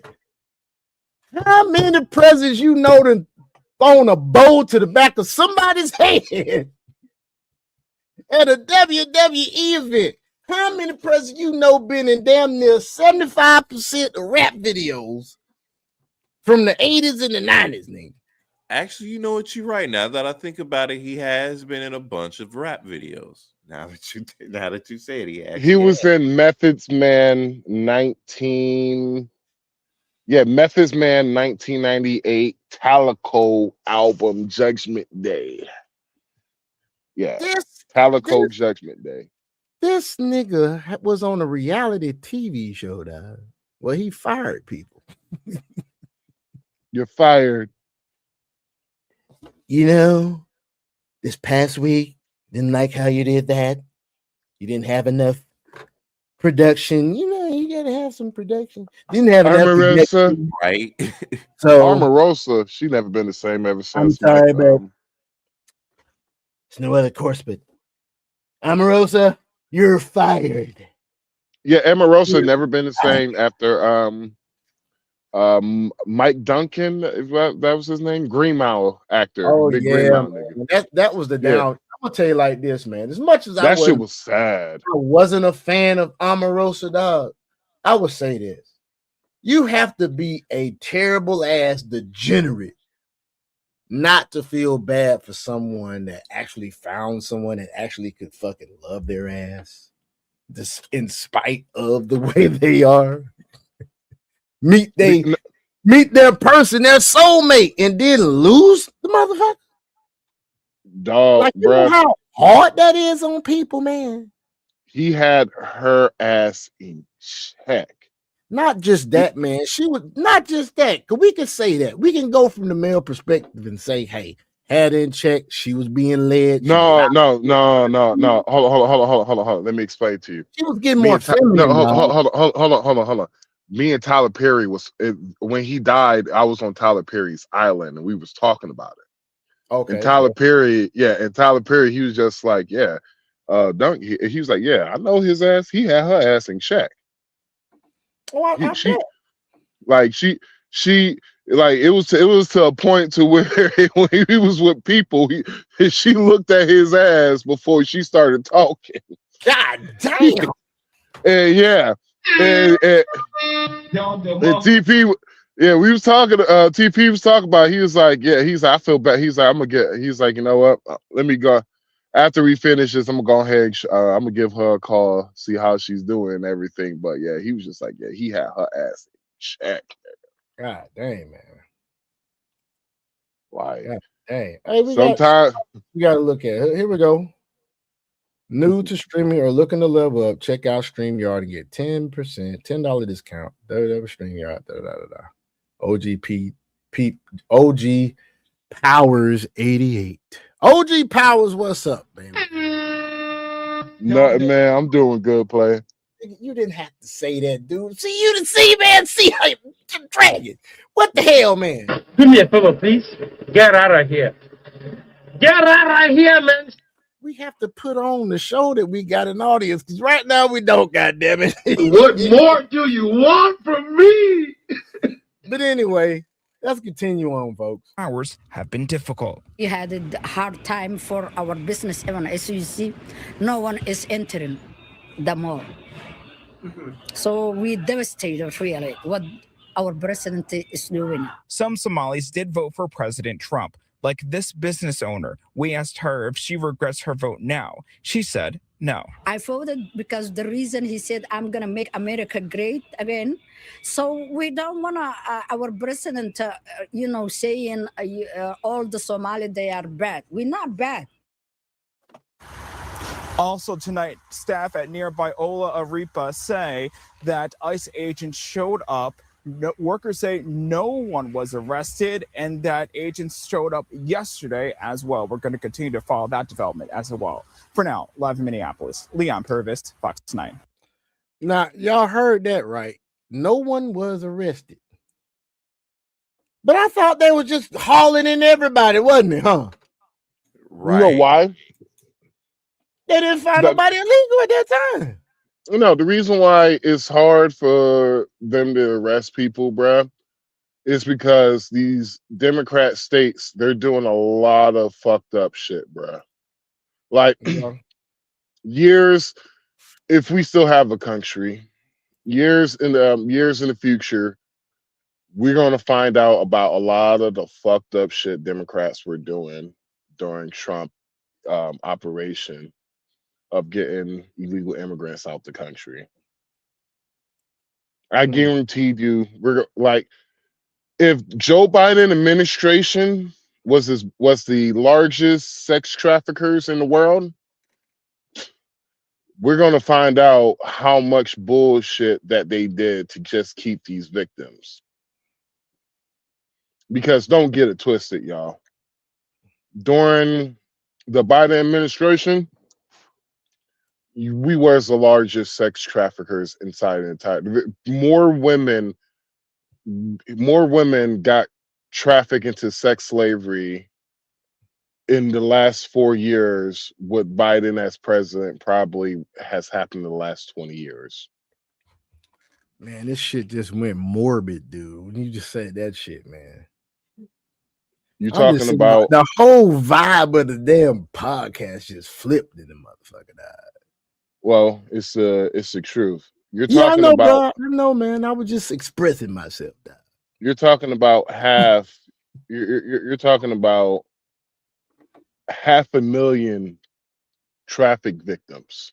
Good Lord, man. And half of those are kids. Oh man. Ooh, man. Come on, man. Yeah. And so, sweet Jesus, please come down. Yeah. Fix it. You're not going to see a lot of this stuff right that's happening now.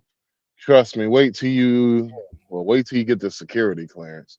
But wait till you find out some of this shit. It's disgusting. Like, there's stuff that I know, like I physically know that happened during the Biden administration. If I don't want to go to jail, I can't even say anything about it. Whew. I seen some stuff, man, because I've noticed some things that I've actually posted in the damn thread. I think, man. I think I did. I'm sorry, your mic doing that bullshit again. Oh,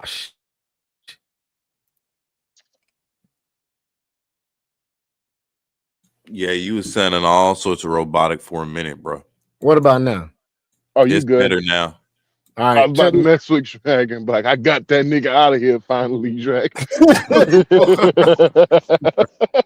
Do me a favor, please. Get out of here. Get out of here, man. Hey, let's listen to this here, man. Alexandria Ocasio-Cortez dropped nearly $50,000 on hotels and meals in Puerto Rico in the third quarter of this year. What? As well as renting a San Juan venue. She dropped 50 mil? No, 50,000. Oh God! I thought that bitch said 50. I'm about to say, what the fuck, dog? What? Oh shit! Run that bitch back. I'm sorry. I gotta see this man. Hey, okay, I'll run that shit back. Come on, man. If it was 50,000 on a Beyonce concert, no, nigga, just listen. Just listen to this shit. Be bad. It's bad money, though. Nigga. Listen to this shit, nigga.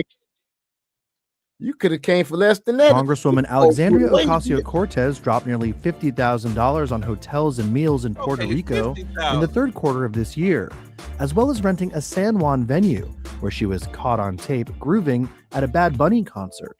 According to a campaign finance report from the third quarter, which records campaign expenses for members of Congress between July 1st and September 30th, AOC's principal campaign committee forked over roughly $15,489 for lavish lodgings in Puerto Rico, even as the squad member on her social media accounts denounced gentrification that was taking place on the island. Such stays included the adults-only Hotel Palacio Provincial and the Hotel El Convento, a 19th century property touting its old-world charm and elegance. The federal election that first one was adults only, baby. So that first one she went to, that was the spot that we when I was down there with my ex, that was the spot that she that was my bad. That was the spot that she the girl that we met down there, she was staying at. And nigga, that shit costs bread, bruh. On God, that shit's bread. What? What's up? Looking at the fact that this bitch dropped 50 fucking K, like motherfucker. That shit got me fucking stuck. Oh God. Hey, I majored in the wrong motherfucking thing in school, dog. I should have went in political science. Nigga, I should have became a waiter, then went. I should have became a waiter and ran for politics, bro. Because of the fact you know that what I should have did, man? I should have went criminals. I should have went into the military, been a criminal justice major, went to become a JAG officer, and then would have ran for fucking president, nigga. Give me 1 second. I'll be right back. Honestly, nigga, I should have just. Oh, shit. I should have just sold drugs, nigga, because I see who's getting blessed out here on these goddamn streets. I see who God really fuck with.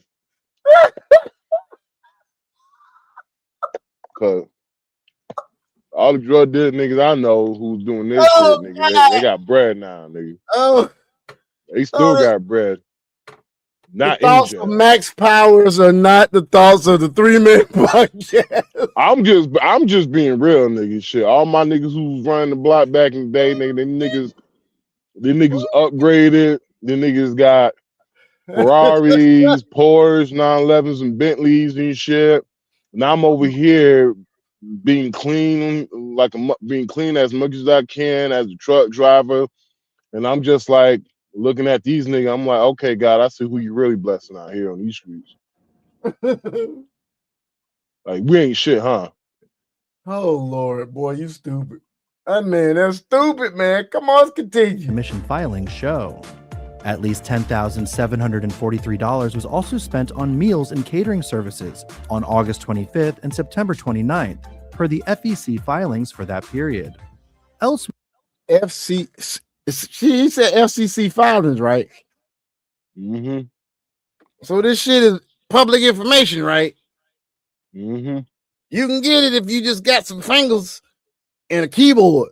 Matter of fact, like I said to you before, you ain't got to know how to type. Just get a fucking AI app and then ask that shit. What would FCC filings for Alexandria Ocasio-Cortez? So yeah, dude. Nigga, what? That's what you say? Alexandria Ocasio-Cortez. I know you kind of like you kind of like where you really slurred that shit. He's like, Ocasio-Cortez, nigga. Get out of here, man. Do me a favor, please. Get out of here.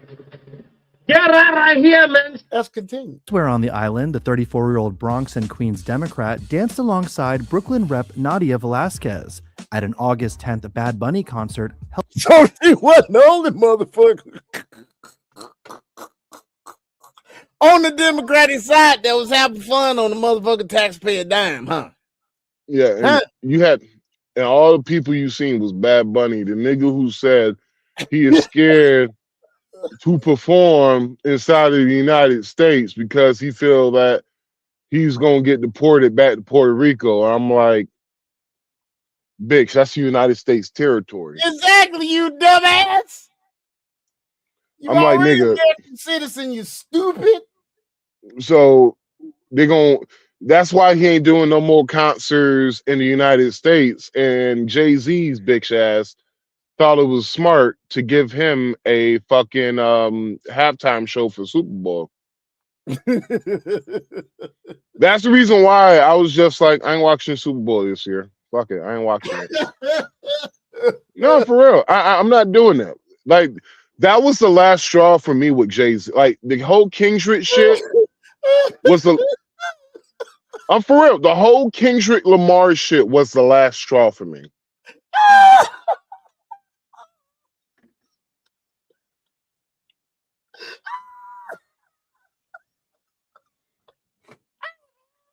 There was a Super Bowl in New Orleans. A person who always talked about playing in the Super Bowl, Lil Wayne. You tripping, man. Man, fuck Jay-Z. I ain't tripping. Fuck that nigga. That big nose bitch. Big lips, big nose bitch, breathing all the white man's air. Man, stop. Stop, dog. Please stop. Man, stop, man. I can't, because you're making me laugh, man. Stop it. Held in San Juan as part of the rapper's residency tour. Ocasio-Cortez's campaign spent more than $23,000 on, quote, venue rental at the same location, the Coliseo de Puerto Rico, on June 24th and August 25th. Nice. It's unclear, however, whether the expenses were related to the Bad Bunny shows. A campaign manager for the Congresswoman, Oliver Hidalgo. AOC got back. Bruh, so when that nigga be calling her AOC a big booty Latina, I'll be the reason why I be dying, because I'll be like, that bitch got no ass, nigga. You must you being funny, nigga. Boy, hold on, let me see. Let me goddamn zoom in real quick. That bitch built like a middle-aged white woman. Fuck out of here. She built like a middle-aged white woman, no kids, nigga, possibility of lesbian. Stop, man. Please stop, man. She got more front than she got ass, bro. Look at that. Look at that. Pause right there. Right there. Oh, nigga. She got more front than she got ass, bro. Look at that shit. Bless her heart. Foobie-doo. Nah, nigga. Goddamn, there's a void. Her front poke out more than her ass do, or Foobie-doo? No, all I'm saying is on her backside, there's a void where the ass supposed to be. Oh, God. You said she a flat back bitch. that booty, like, it's lacking. Nigga lacking, nigga. Shit, nigga lacking. Nigga, you know how them goons be you lacking, nigga? Like, nigga, nah, AOC goddamn. She left the keys, the wallet, her phone, all in the car, nigga. And with a sign on the bitch says "Still me." I literally have no energy to laugh anymore, dog. You need to stop, dog. I can't do this. I can't do this no more. I can't. Oh shit. That bitch ass look like Jasmine Crockett's shoulder. Need this. Ocasio-Cortez regularly travels to Puerto Rico to support local causes and host events that require both staff and security. She is deeply proud of her investment in grassroots. Time out. What? That is one hell of a way to say I like to help local causes. That's one hell of a way to say that I like to go down there for vacation to party. That's a good point. That's one hell of a way. What organizations or causes has she gone down there in Puerto Rico and help and explain what they were? Oh, I don't know. But hey, folks, there you go. You can ask that of your AI app. It's called prompting. Learn how to prompt. Generate a list for me of the social causes that AOC has contributed to in Puerto Rico. I bet you all of them sound like bullshit. I bet you all of them gonna sound like bullshit. Anyway, let's keep going because I'm not going to deal with you no more tonight, dog. Organizing and will continue to be active in advocating for both people on the island and the millions of Puerto Ricans in the diaspora, Hidalgo Wolaben added. Throughout the third quarter, the Ocasio-Cortez campaign spent thousands of dollars more on various boutique hotel stays and expensive food vendors on the U.S. mainland, including as part of her Fighting Oligarchy tour with Bernie Sanders. Those outlays included $6,600 for stays at the Hotel Vermont in Burlington, while other expenses included $6,300 for a meal at Italian restaurant Ama in the capital's Navy Yard neighborhood. Another $11,500 was shelled out for dining in D.C., Vermont, the Bronx, as well as Latham, New York ice cream company Mr. Dingaling. Mr. Dingaling, pause, nigga, pause. Pause, nigga. Good Lord. The hell? Mr. Dingaling? Jangling. What the hell they talking about over there? Okay, let me see if there's one more thing we need to talk about with Ortez or Casio Ortez. No. But we can get into this. Let's switch a little bit and let's talk about the Diddy documentary. That's right, the Diddy documentary. We're gonna go over just some small shit here there that's been said. What's going on? Let's see. Let's go with this one first. Oh, here we go.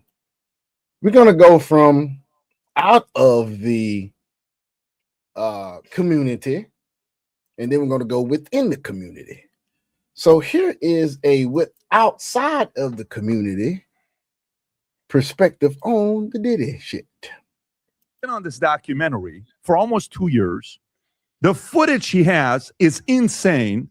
The people he got speaking about Diddy is ridiculous. And on top of that, the only place he agrees to do the interview, Rob, if you can show this, he goes and interviews with ABC. And there's an Instagram post he put up, Rob. I don't know if you have that or not. If you go on his Instagram account, he goes and does the interview about Diddy's documentary on ABC. And they say the reason why he did it on ABC, it's that one right there, Rob, the one you had it on, is because ABC news station is one of only few stations they're allowed to watch in prison. That's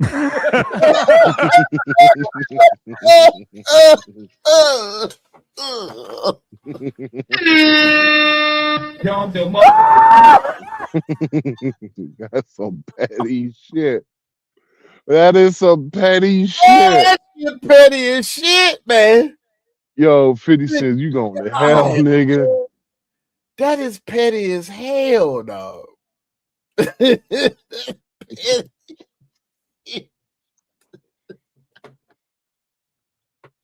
Oh shit.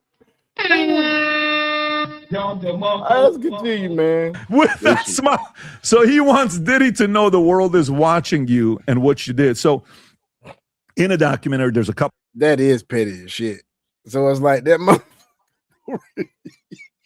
Like, you got to kill that nigga, boy. Like you just. Hey, he in the pen, like, can't do shit till when is it? 2029? And you want to hear funny? The funny shit is, you know, Diddy seen that. Nigga, So, I've been like a year already, right? I've been locked up before, nigga. And I'll be real with you, bro. A year? Diddy, they gave him 5 years. They gave him 50 months. That's 40. That's 4 years. Yeah, they gave him 60. They gave him it really, they said 50 months plus time served. So the time served gonna subtract from that shit. So he got about 40 something goddamn more damn 30 months. months. He got about 2 more years. Yeah, I say about 2.5. Yeah, 2.5 years. 2.5 years. Yeah. that's the case, this thing can't do shit to them. But if you actually he can come out because they do have programs up there where he at. So for good behavior, he probably got about, it depends what the judge said, but for good behavior, he probably got about between 18 months to 30. Yeah, for good behavior, guys. He ain't gonna be in there long, dog. I'm gonna tell you right now, dog. Anybody that fucked with him has died. I'm just saying, dog. Oh shit. I'll be sure. Didn't I'll be sure said that he think Diddy was one that tried to kill him. Man, they allegedly big Tupac. They said he had allegedly had a $1 million contract on Tupac's head that he was gonna split it between two dudes. No. It was $1 million contract to kill Suge and fucking Tupac. All I'm gonna say is, and because I don't know, Tupac died, he paid the dude $500,000. That's what has allegedly been said. That's what has been said, but that's alleged. I don't know.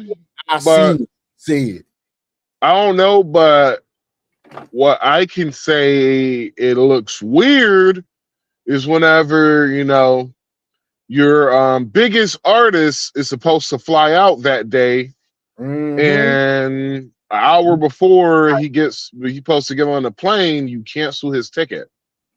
And you told the guy that was running Bad Boy at the time to basically, you ain't going to UK. That's on the documentary. Excuse me, spoiler alert. That dude was told. I'm not saying he did it. He ain't going. But He's in LA. I'm not gonna say Diddy did it, but if I was on the jury trial and they was like, "Yo, do you think this nigga probably killed this motherfucker?" I'm like, "Yo, I ain't gonna lie, bro. You ain't gonna lie. There ain't I don't know no evidence, but look, man, suspicious, nigga." I'm trying to tell you, look suspicious as hell. All right, suspicious, nigga. It looking like we playing spades, nigga, and I know I seen you have some clubs in your hand.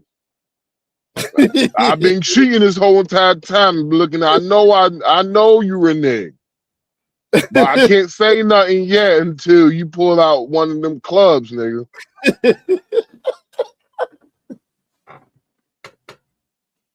I've been looking in your hand the whole entire game. This boy here's some food, bro. Been looking at bitch. I seen the big joker, little joker, deuce of diamond, deuce of spade. I see you got all that big shit. But goddamn it, I seen a two of clubs in that motherfucker. I don't know how the two of clubs got in there, but I see that motherfucker in your hand, nigga. Yeah, I've been creeping and looking, nigga. But you gonna renege, but I can't say shit. That's what that shit look like, bro. That Diddy shit, bro. Oh God.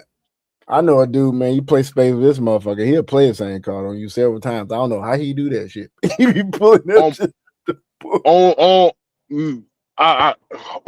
I wish my granddad was still alive. You gotta be more. You gotta be partner than anybody else, dog. You don't know what. Rest in peace, granddad. My granddad was the best spade partner because this nigga knew a cheat code for every goddamn thing. This motherfucker would literally do, say he had 3 diamonds in his hand, this motherfucker would point at his ring finger and make a 3 real quick and smooth and shit. And if he wanted to cut, this motherfucker literally, he make a, like you ever seen the motherfuckers doing dip? He make that noise, and yeah, my granddad was a professional cheater when it comes to spades.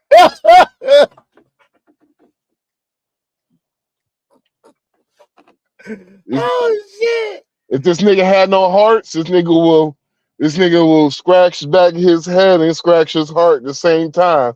You be like, y'all know this nigga cheating, huh? Right? No, yeah, I don't see this shit. This motherfucker scratching like a monkey. Like this ain't normal. He don't do this shit on a regular. Yeah, okay. We just gonna win this motherfucker. All right, got it. Hey, you are on one tonight, man. God damn. I can't breathe, man.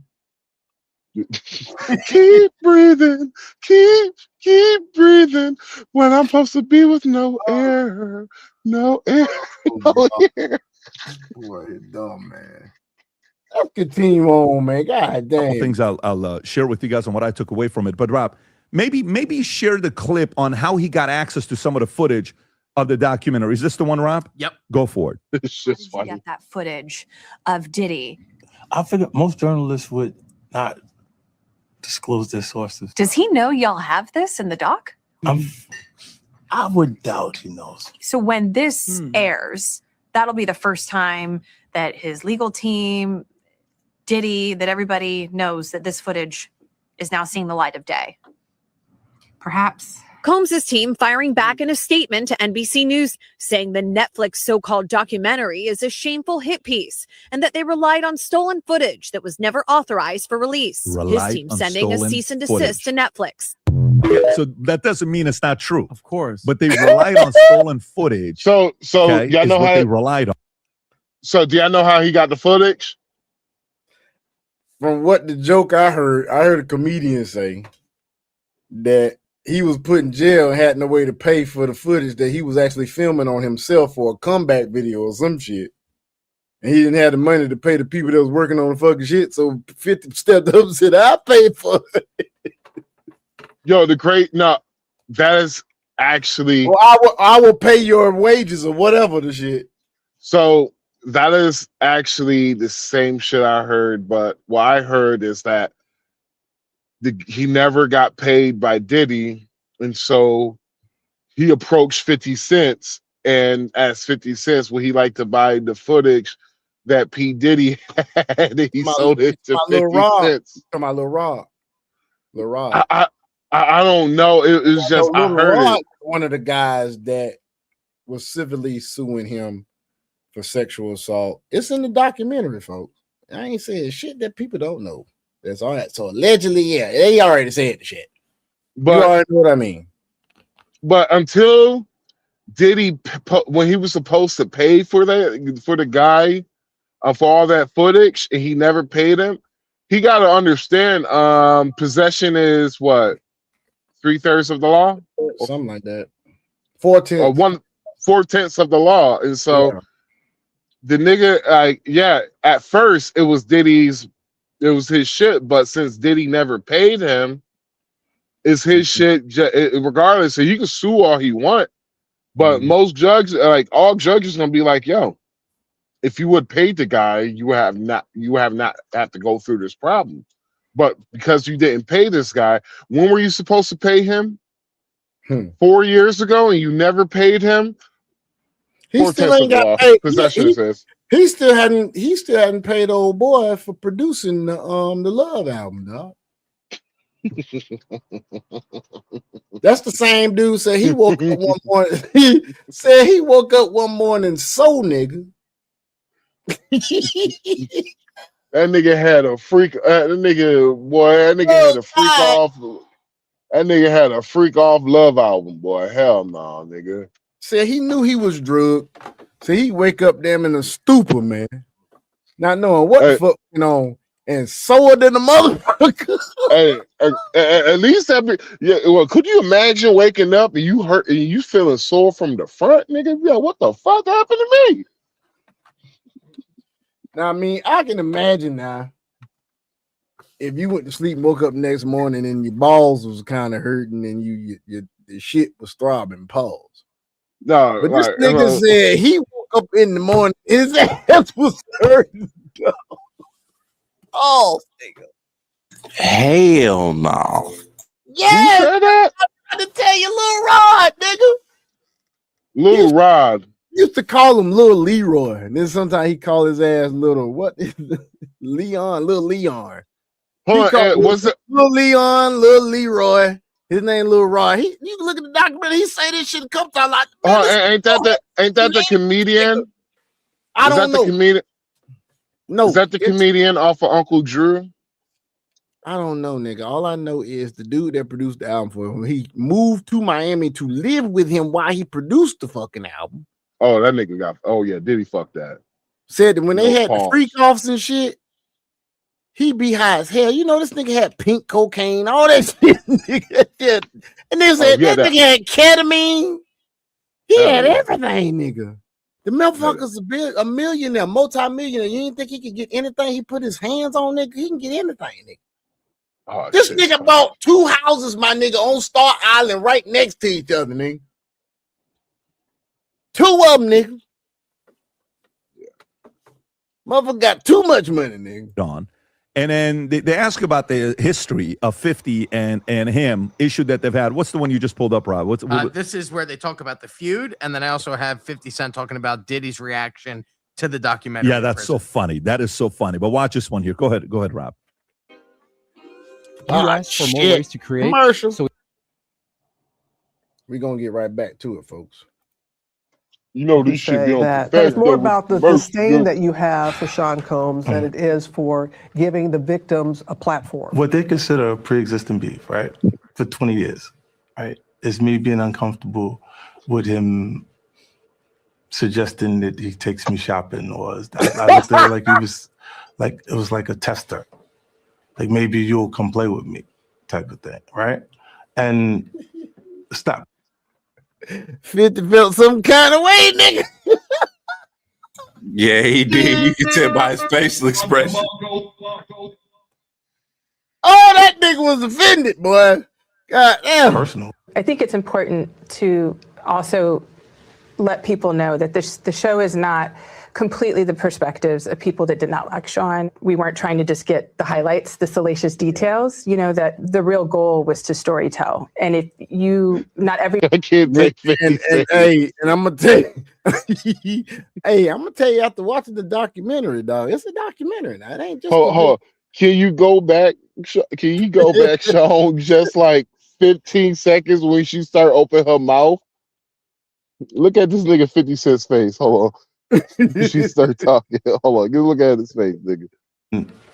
It's not personal. I think it's important to also let people know that the show is not completely the perspectives of people that did not like Sean. We weren't trying to just get the highlights. Hey, you know that his face, like, you know that's some bullshit.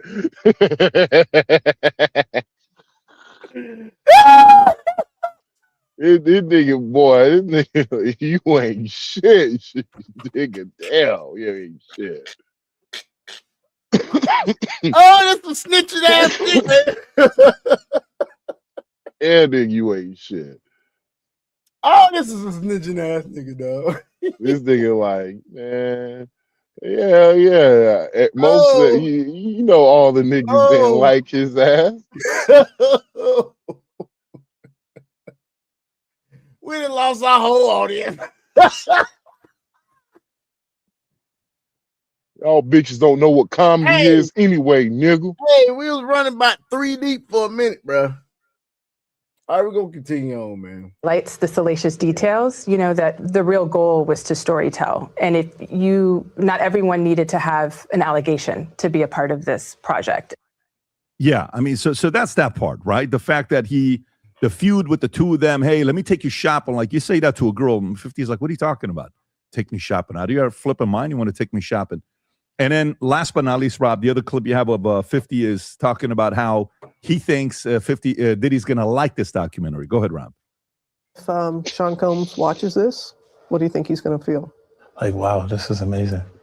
I think he's going to say this is the best documentary I've seen in a long time. She can't even hold it. Because you'll see people saying that. I mean, he may feel a different way about pieces and bits of it, but he knows the truth. I think he'll see the truth in it. Okay, have you seen it? I saw the first. Hell, you ain't got no choice but to see the truth when that shit was displayed the way I seen that shit. Watch that documentary, my nigga. It ain't like it's just like going by speculation, nigga. Hey, well, wait till you see that shit. You gonna get another perspective of the freak offs.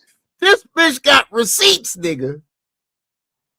even if the receipts are eyewitness goddamn accounts, some of this eyewitness, some of it's not. It's a little bit of speculation, but still, you look at that shit. Yo, yeah, that shit I think is right on point. 10 minutes, and I'm like, first of all, I swear to you, I had no idea it was 50s because the footage is very personal in the beginning where he's talking to his lawyer in a hotel room live. The person's recording it, and then across from him in the building, there's cops looking at the hotel room because I guess there was a warrant. Yeah, this is basically like that scene. But let me ask you a question, Pat. I don't want you to have to give it away for people that haven't seen it. What was one of the things that stuck out to you where you were like, oh my Well, I mean, listen, God. I'm going to say what I took away. You can go do whatever you want to do. And you still want to watch it. So, okay. Rob, can you pull up the characters that were in it? One of the guys was a guy that owned 25% of Bad Boy. Okay. He owned 25% of Bad Boy. When he started Bad Boy, it was between two guys. Okay. I think the guy's name is Kirk Burroughs, if I'm not mistaken. Can you type in Kirk Burroughs to see the face? Glasses and the dreads? Let me see if this is the one. Kirk Burroughs. Yeah. Can you go Childhood to images friend? to see if that's him? Yeah, Kirk that's Burroughs. him. Okay, so that's him. Yeah. He owned 25% of Bad Boy. When they started Bad Boy, he puts 25 under his name, 75 under his mother's name. Diddy does. So 75% of the company's under his mother's name, 25% is under his name. One day he comes up to him fully ready to take the sky out, says, you have to sign off the 25% to me. He says, I'm not going to do it. He says, you have to do it. He forces him to sign up and gives away the 25% over to Diddy. Okay? Gives away the 25% to Diddy. That's his. Threatening his life? He threatens his life, allegedly, to give up the 25%, which he ends up giving up to Diddy. And he says, I'm going to give it back to you. Never gives it back to him. And then later on, when he takes him to court to say, this is my 25%, the court says, no, you have mental issues. You're having challenges here. This is out of control. Boom. Diddy ends up keeping the 25%. Nothing ever happens. He never gets the 25% back. This is the guy that was doing all the deals, okay? But as you go through the story with him and the stories of the girls and what happened and how he became super famous was that basketball game in New York that he set up, that 9 people died, and he had to go in front of TV and explain the fact that I was trying to put together the greatest basketball game ever. It's called the City College Stampede. 9 kids died. Have you heard about the story? No. You've never heard about the story? Rob, can you just go online and type in this? Death has been following this motherfucker for a long time. That's all I'm gonna say. That's all I'm gonna say, man. Hey, I don't like nobody. Jews, niggas, Asians, blacks, whites, Mexicans, Puerto Ricans, Cubans, dogs. I'm the coon. That's a coon. Coon Patrol. Coon Patrol. Coon that ain't a sheep. Some fat ninja shit. This is how Diddy became famous. What year was this? This is Diddy's it 19 90s? years old. If you just type in the City College, yeah, this is 34 years ago, guys. Wow. Exactly 34 years ago. Go to a clip of it, Rob, if you can, just to show. Go to the cover of that page. And 3 + 4 is 7. Go to the cover there. Look at that. Oh my God. 8 crushed to death and ends up becoming 9, by the way. Yeah, true story. But if you go and see if you can find a video, Rob, of what it looked like, if you type if you type in video, so everybody's coming to this game, all the major NBA, all the major rappers, everybody's, oh my God, it's going to be great. It's going to be this, it's going to be that. And in that image right there, go to that image right there with Diddy, the middle one. That's him doing the press conference. He does the press conference on that day at 19-ish years old. Boom, he becomes famous. And he creates that rumor reputation of he can put the biggest parties in the world and people show up, the biggest promoter. So that became a way where his image got bigger and bigger and bigger with this. And then when you continue, there's a part with what he didn't like is that Tupac and Biggie started getting very close because Tupac would allow Biggie to open for him. So you guys have to realize, I had Greg Kading on the show 10 years ago. Greg Kading is the guy that was the lead investigator of Tupac. He was in the documentary as well. He was investigating what happened to, he was investigating what happened to, and Rob, if you can pull up the podcast with he and I, and the way I did it on the board, and I put all the suspects of who it could have been. And then he gets the recording and shows with Keefe D. Keefe D is the guy that was the boss who Diddy allegedly offered $1 million. They said he'll take $1 million to take both of them out. So, and he's saying the recording. He's saying it to the feds. So right here, if you zoom in on this list, Rob, can you zoom in on the list? Okay. So if you zoom in, you see the bottom three names. You see the bottom three names right there on the right by his right hand. Tupac, right there. Yeah, that's Keefe D is right in the middle. Okay. The one to the left is the guy that stole one of the Death Row Records chains. Oh. Zoom in a little bit. Zoom in a little bit. You can't do it. Okay, it's all good. No worries.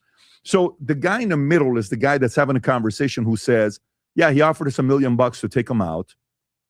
Keefe D, and so they try to get the money. They're not able to kill both because he wanted them to kill both Suge and Pac. in the car. They only kill Pac, and they don't kill Suge. So allegedly, they got paid $500,000. The $500,000 was paid to the guy on the right, all the way to the right. You see the guy on the right? Corey. He's the one allegedly that got the $500,000, and that money never went to Keefe D or anybody else. The guy on the left is the one that stole the chain, the chain, which was a Death Row Records chain. That's a way of saying I got your rapper's chain, because if you were one of the guys, Death Row. So long story short, this whole thing isn't recording that he said this. So what does Diddy do? Rob, can you pull up this song? It's a song called Black Rob, featuring Mark Curry and Mario Winans. If you can just type in lyrics, okay? So he gets $1 million. Can you go to the lyrics? And Diddy's in the lyrics when he gets started. Go a little bit lower. Boom, boom. Muscle. You see it in this game? Can you type in the word in there, Rob? Nice guy. Type Control F, nice guy. Okay, right there. Look at it's 1999. No more Mr. Nice Guy. Been nice too long. I'm just gonna start making y'all blank disappear. Man, first I'm gonna take your records off the radio. Then I'm gonna erase your social security number. Take your birth certificate out flies. I'm gonna do your whole effing family. Ain't nothing but mercy. And then, by the way, in the lyrics, he says, I'll drop $1 million on your head to erase you. Can you type in, I'll drop $1 million, just put Control F. Just go to Google and type this out. I'll drop $1 million on your head. I'll drop $1 million on your head, and just put Diddy next to it. Right there. See, it says Black Rob. What song came up? Phrase. I'll drop $1 million on your head. Erase you and your whole family, biatch. Wow. He's saying it in the song on what he did to get rid of Tupac. What an idiot. He's saying this like that is the level of criminality to say, I'm going to get away with it, right? One day I'm at an NBA game. This was 2 years ago, right before he got arrested. I had done like 3 videos on Diddy. He's at a game with one of his girls. He sees me. I see him. Listen, if there's a guy in the hip hop world I cannot stand, is this guy. I'm looking at him. He's looking at me. And then we're locked in. Vinny, when I tell you we're locked in eye to eye, 2 minutes. And you're not breaking. Neither one of us are breaking. And okay? he's across the... Look, you don't understand. To me, Tupac was as a young kid coming up, he played a very big role as a painting. Yeah, he's the most influential people in your life. To me, that guy was so to me, you took this guy out. I investigated a lot of people based on the reports and things that we talked to a lot of different people. It always comes back to Diddy. And the more and more you put the stuff together, there's another story about what happened with Biggie. So same partner, that guy that's a 25% owner. So they said, okay, let's go to LA and let's do this tour in LA. Biggie's like, there's videos of Biggie saying, man, I feel like something's about to happen. I feel like someone's going to take me out. He's supposed to go to LA. And then right after LA, he's supposed to go to UK for a tour. He's already got flight and everything booked. Diddy calls, what's the guy's name? Edwards on the right? All the way on the right? Corey Edwards? Corey Edwards. He calls him and he says, cancel his flight. So what do you mean cancel his flight? Cancel his flight. I'm not canceling his flight. He's going to New York. He's going to UK. Cancel his flight. So they cancel his flight. Biggie stays, and then he gets killed. and the rest is history. If you don't understand the rules of power, you are Good certainly Lord, lose man. to someone who. That's crazy, man. That is crazy. He uses that to come out and creates that song, Every Breath I, and Sting performs it, and he dances, of course, celebrating the death, and he's praying to Biggie, and he puts the biggest funeral together, and guess who pays for the funeral? He uses all the money from Biggie to pay for Biggie's funeral. Jeez. This guy's the biggest dirtbag out there in this space. Biggest dirtbag. And I'm so glad that, what's his name, did this, 50 Cent did this. And by the way, if you're thinking that he's going to take shots at Bieber and J-Lo and any of that, or Leonardo, nothing like that happens in this documentary. It's not that documentary. I think those guys were probably protected to not show what the Bieber thing is and what the other stuff is. But you really learn about this guy's character and the ties with the mom and who the mom was and beating him up, and the dad being a former mobster. And they used to say is that dad was a former FBI informant working with Frank Lucas. You know Frank Lucas from American Gangster? Apparently Diddy's dad has ties to Frank Lucas. If you type in Diddy's dad, Frank Lucas, zoom in a little bit, Rob.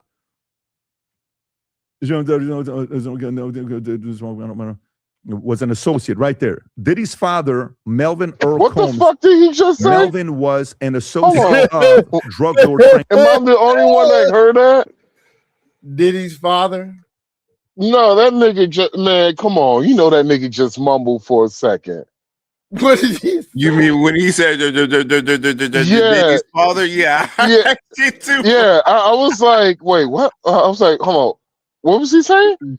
I didn't know he was mumbling. I thought he was talking words. And by the way, he uses that to come out and creates that song, Every Breath I, and Sting performs it, and he dances, of course, celebrating the death, and he's praying to Biggie, and he puts the biggest funeral together, and guess who pays for the funeral? He uses all the money from Biggie to pay for Biggie's funeral. Jeez. This guy's the biggest dirtbag out there in this space. Biggest dirtbag. And I'm so glad that, what's his name, did this, 50 Cent did this. And by the way, if you're thinking that he's going to take shots at Bieber and J-Lo and any of that, or Leonardo, nothing like that happens in this documentary. It's not that documentary. I think those guys were probably protected to not show what the Bieber thing is and what the other stuff is. But you really learn about this guy's character and the ties with the mom and who the mom was and beating him up, and the dad being a former mobster. And they used to say is that dad was a former FBI informant working with Frank Lucas. You know Frank Lucas from American Gangster? Apparently Diddy's dad has ties to Frank Lucas. If you type in Diddy's dad, Frank Lucas, zoom in a little bit, Rob.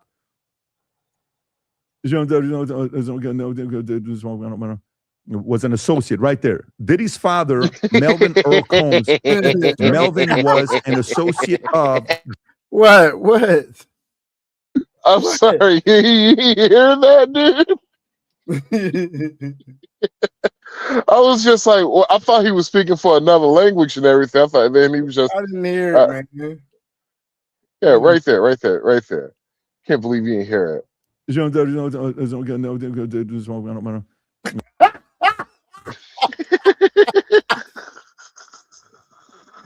Oh shit! I think that's him kind of like scanning the fucking words. That's what he's doing. Well, see, I don't know. I get tired of people. That's Patrick Bet Davis, right? Yeah. Mm-hmm. I get tired of people trying to say he's like a racist. He's not, man. He only want people, you know, who's gonna agree, yada yada yada. And I'm just like, yo, what? You don't listen to him. And he is and I give him his respect because at least he's probably one of the most realest dudes on the internet, in my opinion, because of the fact that he had no problem putting out his flaws like they're out there. Yep. Because you tell he's a Syrian, but he's a proud American. Because the craziest thing about it is when he came out was just like, yeah, I can't read good. He's like, yeah, I can't read good and all that shit. And I was just like, yo, that takes balls and honestly to really say that, because most men don't have the balls to say that shit. And when he was like that and all that shit, and I was just like, I put in the comments, I was like, well, you really can't say shit. The motherfucker's a billionaire. So, hey, if the nigga can't read, what is your excuse? Exactly. Was an associate right there. Diddy's father, Melvin Earl Combs. Melvin was an associate of drug lord Frank Lucas. You know Frank Lucas is $275 million. He was doing heroin and flying everything back and forth to Vietnam. But allegedly, Diddy's dad was an FBI informant. Is who he was. Wow. Okay, allegedly, Diddy's dad was an FBI informant. So some people are saying maybe he was also an FBI informant. Allegedly. No, his dad was an FBI informant. His dad was. I mean, I'm just saying. No, it's his pops was. Y'all don't see how deep this shit goes. The rabbit hole goes deep. Deeper than a $2 hose pussy, guys. And so my thing is with Diddy is that I kind of feel like Diddy was the fall guy. Could have been. I can see how that could. Like, it's crazy because I remember I know you probably remember everybody used to talk about the Illuminati and all that shit. And how, the Illuminati's and everything is from politics, from entertainment to music and all that shit. That is kind of true though, a little bit, right? Just think about it. All right. All the most devious bullshit, right? Harvey Weinstein. Entertainment. Diddy. Music. Jeffrey Epstein. Politics. You're right. What else is missing? Religion. The Catholic Church. All those priests back in the day fucking those boys and shit. Pause, man. Sports. Robert Kraft. I'm sorry, bro. All this shit starting to look like it's connected for some weird reason. Some weird way. Let's continue on. Foreman. The guy said, every room you went into, he recorded everything.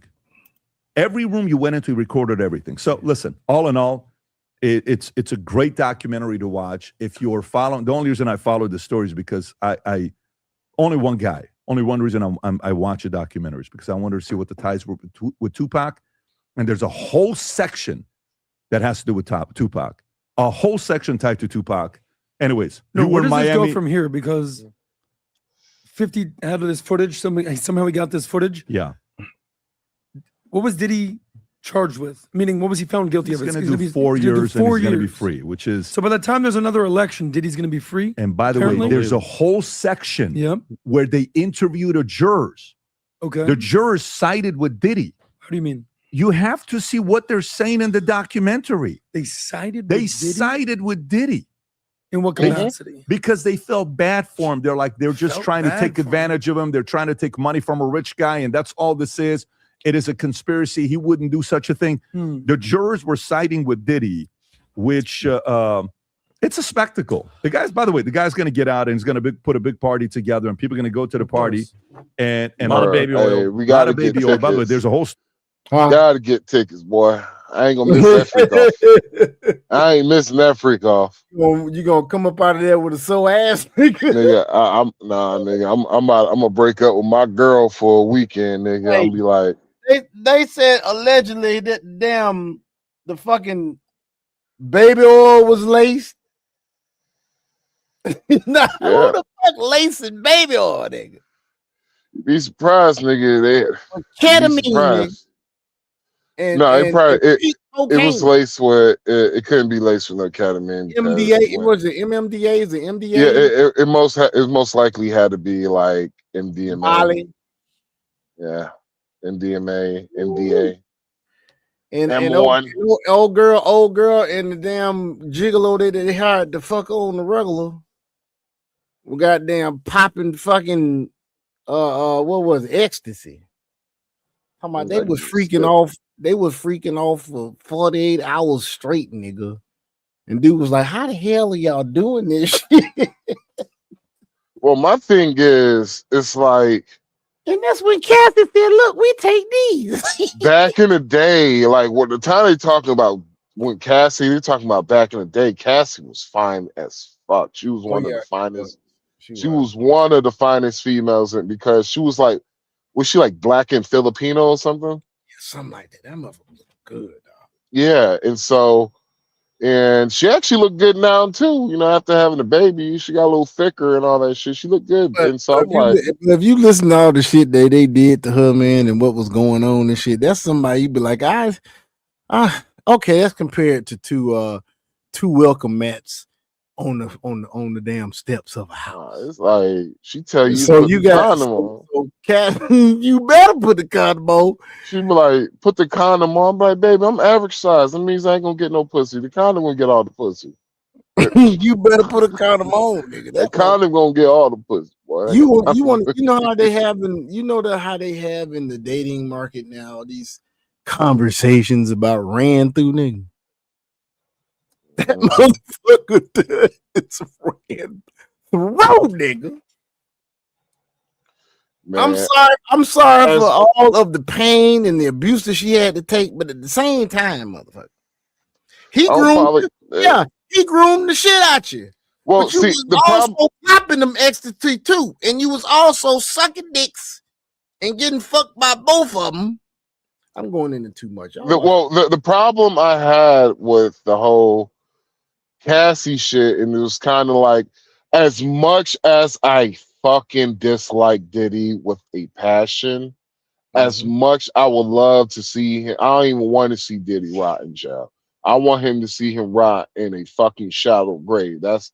Diddy has done a lot of bullshit before I grew up. You gotta remember, I grew up north, and I grew up north, and allegedly he paid Shine to take the fall for him. Allegedly, so I grew up north and in Connecticut and shit, right? Shine, his people, because he had people up there he was cool with. My sister was cool with his people and shit, right? Because we was out there in Bloomfield and shit. He had some people out there in Bloomfield and all that shit. They were good people and all that shit, you know? And so I have met Shine like so many times. But I was a kid at the time. So, but it was nothing like I kind of knew anything like it and all that shit. But I have heard some of the bullshit Diddy used to do, some of the shit that will never make it to, you know, to the mainstream media, mainstream audience, because they're not famous people. They're not big people. They're just regular people. They're just regular people, regular citizens, regular immigrants, right? And so he has been doing shit. He's been doing bullshit since the beginning, bro. Since he got foot into the music industry, because there's shit that 50 Cent ain't going to say. The reason why him and Diddy got real beef with and all that shit, and I guaranteed you, if 50 Cent tell some of his story, I guaranteed you some of this shit gonna be brought up when he got shot. Well, you know, your boy Shine is a politician in Belize right now. He said he forgiving him, and he said that's somebody that destroyed my life, but he's in Belize right now, dude.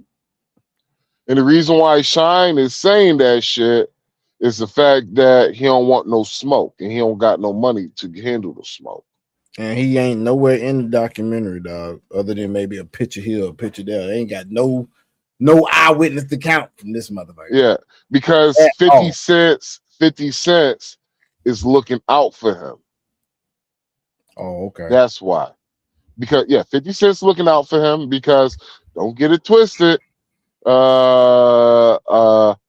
that if it comes out true that the whole Shine situation, he was basically doing it for Diddy. Well, technically that's another charge, nigga. I don't know what the statute of limitations is, nigga, but does sound like another charge to me, nigga. Shine. Yeah, but that's the thing. If he did that shit, then wouldn't Sean have to come to America to testify? No, they can bring his ass. Oh, America, come get you. They would be like, hey, you don't think they'll let them? You don't think they'll let them do a virtual damn testimony? Either America can be like, hey, we can send you a plane ticket, or we can always come and get you. Which one would you like? if they come and get you, you going through customs, all that shit in handcuffs, nigga. Yep, it's one or the other, huh? Yeah, that'd be some thing. That'd be some shit if he had to do that shit. Come on, Story with the baby oil. What's the In story there- with the in baby there? oil? Oh, Vinny, the I have guy, to watch the whole thing the tonight. guy who was the one that was hooking up with Cassie while he was watching, Yeah. and they're going at it. I remember that guy. He talks about the whole thing. And one time when Diddy was about to go to, that's that gigolo I told you that they hired. That they used to fly from everywhere. Like if let's say they in Miami and the gigolos wherever he live at. The white dude? No, it's a black dude. Oh, it was another. There was another dude too, right? I just know about one. Actually, hold on. Wasn't it another? Fly his ass out to Miami, wherever they at in the country. Fly his ass out there to beat her down. So in other words, Diddy is a cuck allegedly. Well, for Diddy, he suffers from micropenis. Well, once again, regardless what he suffers from, he beat her down too. One time they said he got mad that she was looking at him a certain way. Like, well, you think his dick bigger than mine? Because Diddy got that. He suffered from micropenis. Oh shit. Oh, let's continue on, dog. to kill him, killed Kid Cudi because Cassie ran away to go hook up with Kid Cudi. He calls Cassie calls Diddy's assistant, whose mother used to be a cocaine addict, who died at a young age, and she had to take care of it. So she's like, I'm used to personalities like this. This is Diddy's assistant. She calls the assistant to say, I'm with Kid Cudi. He's like, listen, Diddy can cheat on you. You can't cheat on Diddy. And says, if he finds out he's going to kill you, well, guess who finds out? Diddy finds out. Diddy grabs a gun, says, we're going together, tells the girl, takes her to go to find Cassie because they're going to kill Cassie. I mean, listen, Kid Cudi and Cassie. No, he takes the girl takes Diddy and Cassie to go find Kid Cudi because he wanted to kill him, allegedly. She was this 19-year-old coming up, attractive, drop dead gorgeous, and he was all what, like, there's a whole part about Diddy where. So check this out. So that is a manipulation tactic. He wasn't literally going to kill Kid Cudi. It was a manipulation tactic to keep Cassie in line. Right. But as much as people will disagree with me, Cassie is not a complete victim in this whole entire situation. Because if you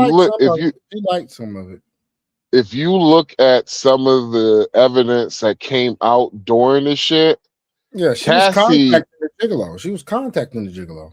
No, Cassie was doing notorious shit too. Cassie was trying to put hits out on niggas. Cassie was making threats also to motherfuckers. Allegedly. No, this is all in the court evidence, court documents. Like this ain't no election shit. This is all in the court case. All because the reason why she cannot get prosecuted, she did not look frowned upon in front of the media. It's the fact that the prosecution made sure that she made herself to look out to be the victim.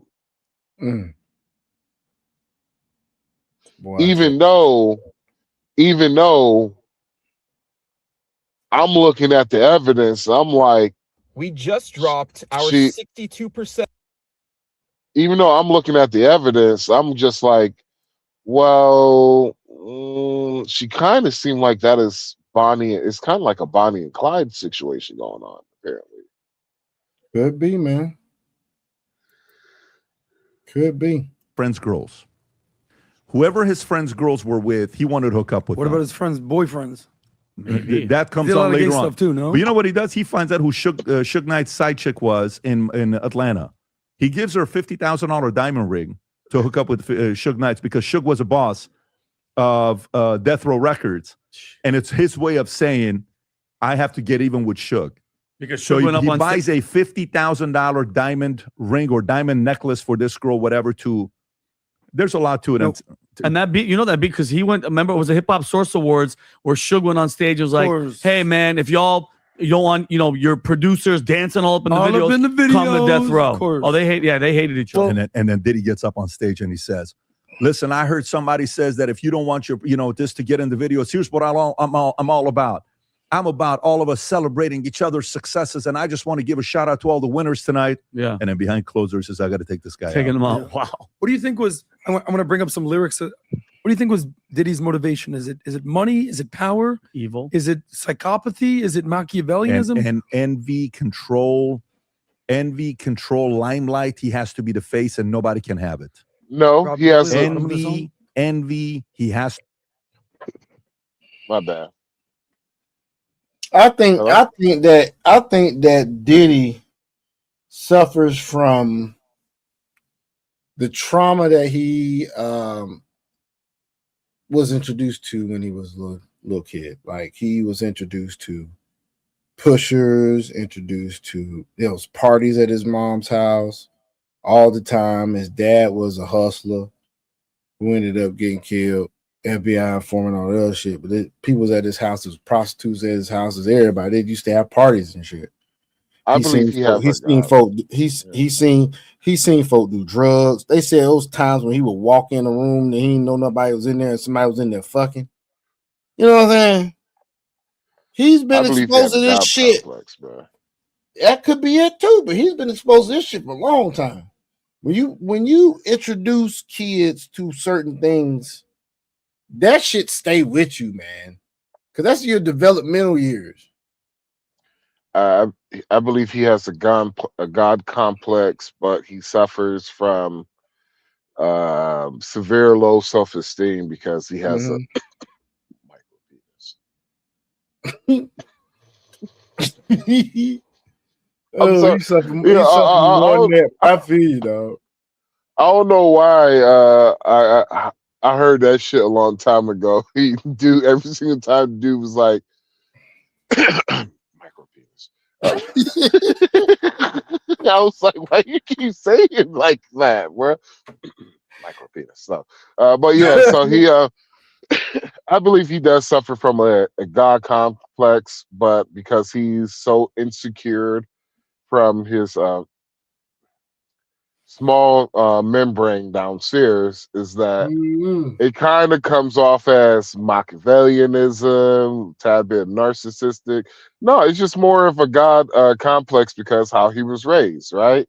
He was probably raised. You said he was raised by people. He was only raised by a woman, pretty much too, because his dad died at a young age. So after that, who was raised with his mama? And if your mama is having fucking people at the house, some people getting caught fucking rooms, people fucking snorting, motherfuckers coming around dealing, motherfuckers dancing and acting the fool, and it's just debauchery all around. What the fuck think you gonna happen to you? And so just imagine he's a kid and he's coming around, and you're talking about what, crack era days too? Late crack, early crack era days. All of New York. And so it could have been a point to where, hey, you got goddamn crackheads at the house and shit. And you never know. Maybe Diddy, he might knew a little bit, oh, I can get you some crack. I know who got crack. you know, or you got the dealers coming at the house and all that shit, and you fucking with the people who's high on crack and all that shit. And so eventually you feel like you're above these people now because of the fact that you're like, well, I don't do drugs. And Diddy, he didn't do drugs, he didn't drink, he didn't do. Only thing he liked doing is his drug of choice was fucking. And honestly, I believe he wasn't really doing fucking. I guess his pleasure came that he knew he could control people to do whatever he fucking wants to do. That was his ego come from. That was that God complex ego, because he felt like he is better than everybody. He is the black messiah. He's the black God. And so he could do whatever he wants. Remember, there's a video he said, anything I want, I get. Mm-hmm. God complex. Yeah. That continue on, man. He has to be the face. He has to be the limelight. Nobody can have it more than him. And obviously, he's the reason that he became super famous. He was the producer for Biggie, and Biggie was numero uno. Yep. 1 and 2, Tupac and Biggie. And the guy who was partners with, the guy that brought him up, type in Diddy's first mentor. This is the guy that Diddy went and worked as his assistant at a young age. That What's took him his in. name? Be right back. Andre Harrell. Let it play. Andre Harrell takes him, the founder of Uptown Records. And you know what Andre Harrell does? He fires him because he says Diddy's getting out of control, disrespecting me. He fires Diddy and tells Diddy, you can leave and you can take only one client. And guess who he takes? The only client he takes is, he says, you can take Biggie. Nobody else is coming with you. He allowed Diddy to leave with only Biggie, and that's when he starts Bad Boy, and he gives 25% to that guy and 75% to his mom. Interesting. This is the guy that mentored him. That's the guy everybody wanted to work for. That's the 25% guy? No, Andre Harrell gotcha. is the founder of Uptown Records, which everybody was under. He mentored Diddy, and he's a legend in the Diddy game. became bigger than him. If you know Andre Harrell, he's like a legit G in this game. Well, back to the Cassie thing. If you want to explore lyrics and be like, well, how literal are we going to take this? So you know the song that goes, last night, couldn't even get an answer. I tried to call. One of my favorite beats. So great song, Keisha Cole. Yeah. At the end of the song, he's calling her through the whole video. I couldn't get an answer. Yeah. He leaves her a voicemail. Do you know what he says on the voicemail? Here it is right here. He goes, hey, what's up? I've been trying to reach you all night. This stuff ain't funny, not picking up my mother effing calls. You better stop playing with these feelings. You know how much I love you, right? And then can I get a completed second zone for a couple of seconds? And then I couldn't get in touch with you, and I'm ready to move on. And I'm going to shoot the mother effer up, you Emma effing dumb B. So this is he's basically saying to his girl, yo, you don't pick up my call? I'm going to come shoot up your house. It's almost as if I don't he know how told much everybody. literal we can take these words, but certainly when there's smoke, you know there's what fire. it is. You know what it is. You know how comedians sometimes when they get caught, when they try to get extremely analytical with database, and then somebody catches them, somebody super brilliant, and then they're like, "I'm just a comedian." Like Dave Smith. And here, what rappers can get away with is what? This is entertainment. It's just a song. Of course. This is not real. I don't mean this. It's entertainment. It's just rap. Tom, you look like you want to say something. No, in just 2 days, I'll show you how. Came right back on time, boy. Enough on time to damn skip this commercial, baby. Let's go.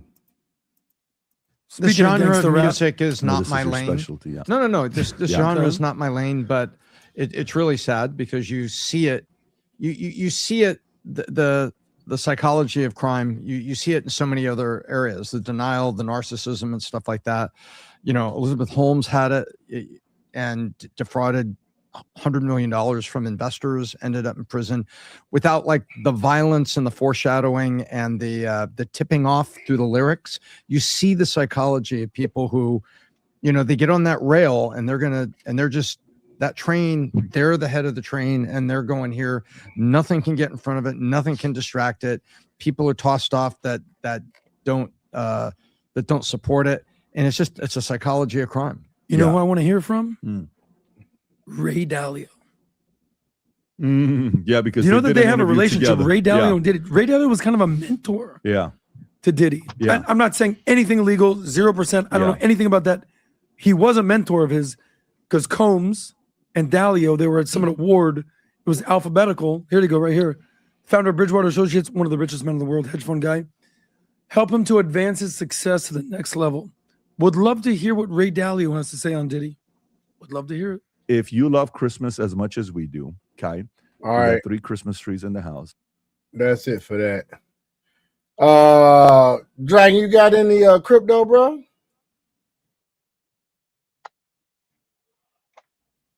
Dragon.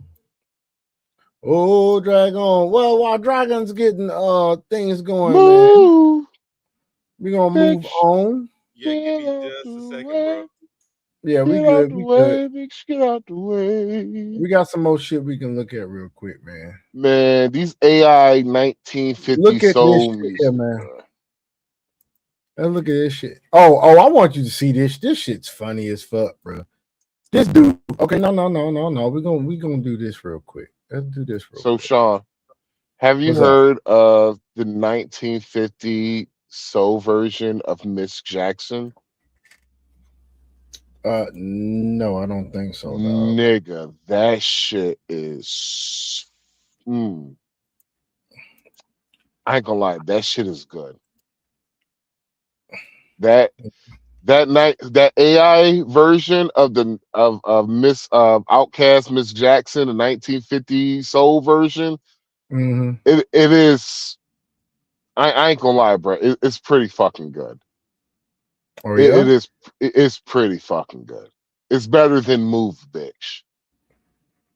Dang. Like, I was surprised how fucking. I was like, nigga, this is actually fucking good. I was like, oh my god, I got it. This is going on the SoundCloud and the Spotify. I had to check that shit out. But look at this right. Look at this right here, man. A single family.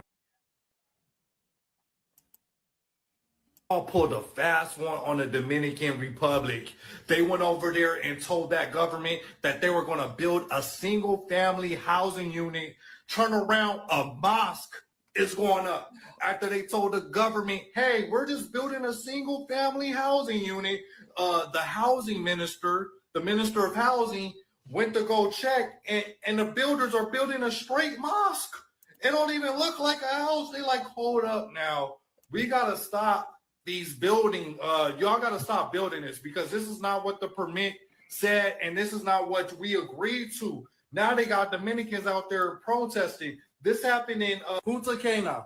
Punta Cana built a mosque. That's what the Muslims were saying. Now you got the Dominicans out there marching and protesting. They're like, they're trying to protect their culture because Dominicans are Christian and they feel like their culture is being attacked because you have the Haitians over there, that's Muslims, and then on top of their Muslim. Cristo nuestro rey, es nuestro Señor. No queremos Alá ni queremos Time out. El mensaje. Hold on. What's up, man? I'm gonna be real with you, bro. I have never met a Dominican Muslim. I've been around Dominicans all my life. They talking about immigrants, man. The Haitians are, bro. Mm-hmm. Oh, you said the Haitians? Mm-hmm. Yeah, they said the Haitians. You have the Haitians who are the ones that have the Muslim portions because the Dominicans are mainly Christians and they're wanting to keep their, keep what they got going. It's Haitians, dog. Now it makes sense why a bunch. Now it makes sense. Why a bunch of them get them deported? History. Now it makes a bunch of sense. Now. Well, it was where my before girls, they weren't saying, they just were saying they were just keeping it really vague and say Haitians were being deported from the DR. They weren't giving any reason they're being deported.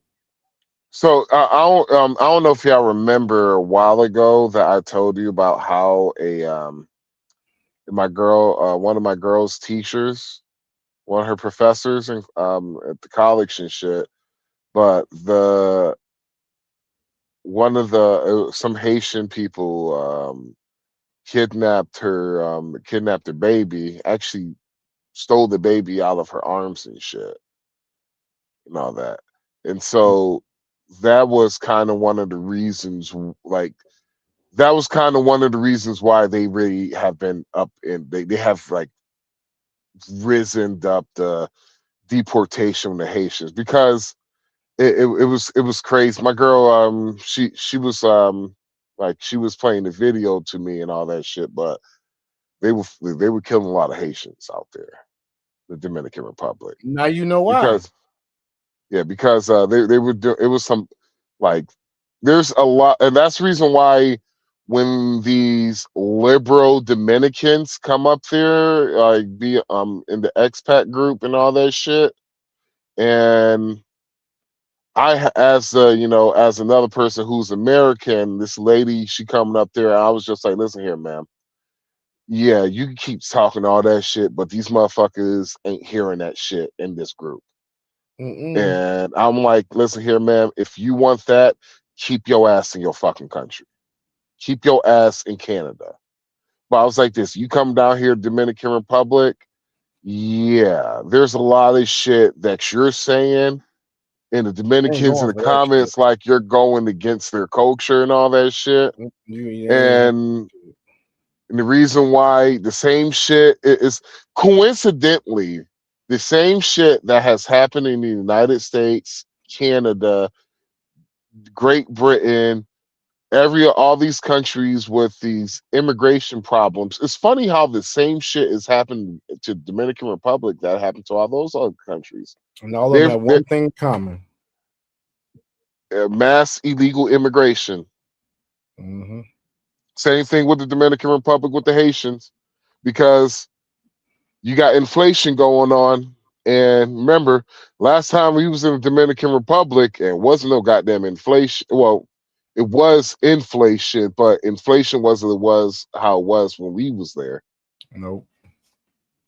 Them prices went up, boy.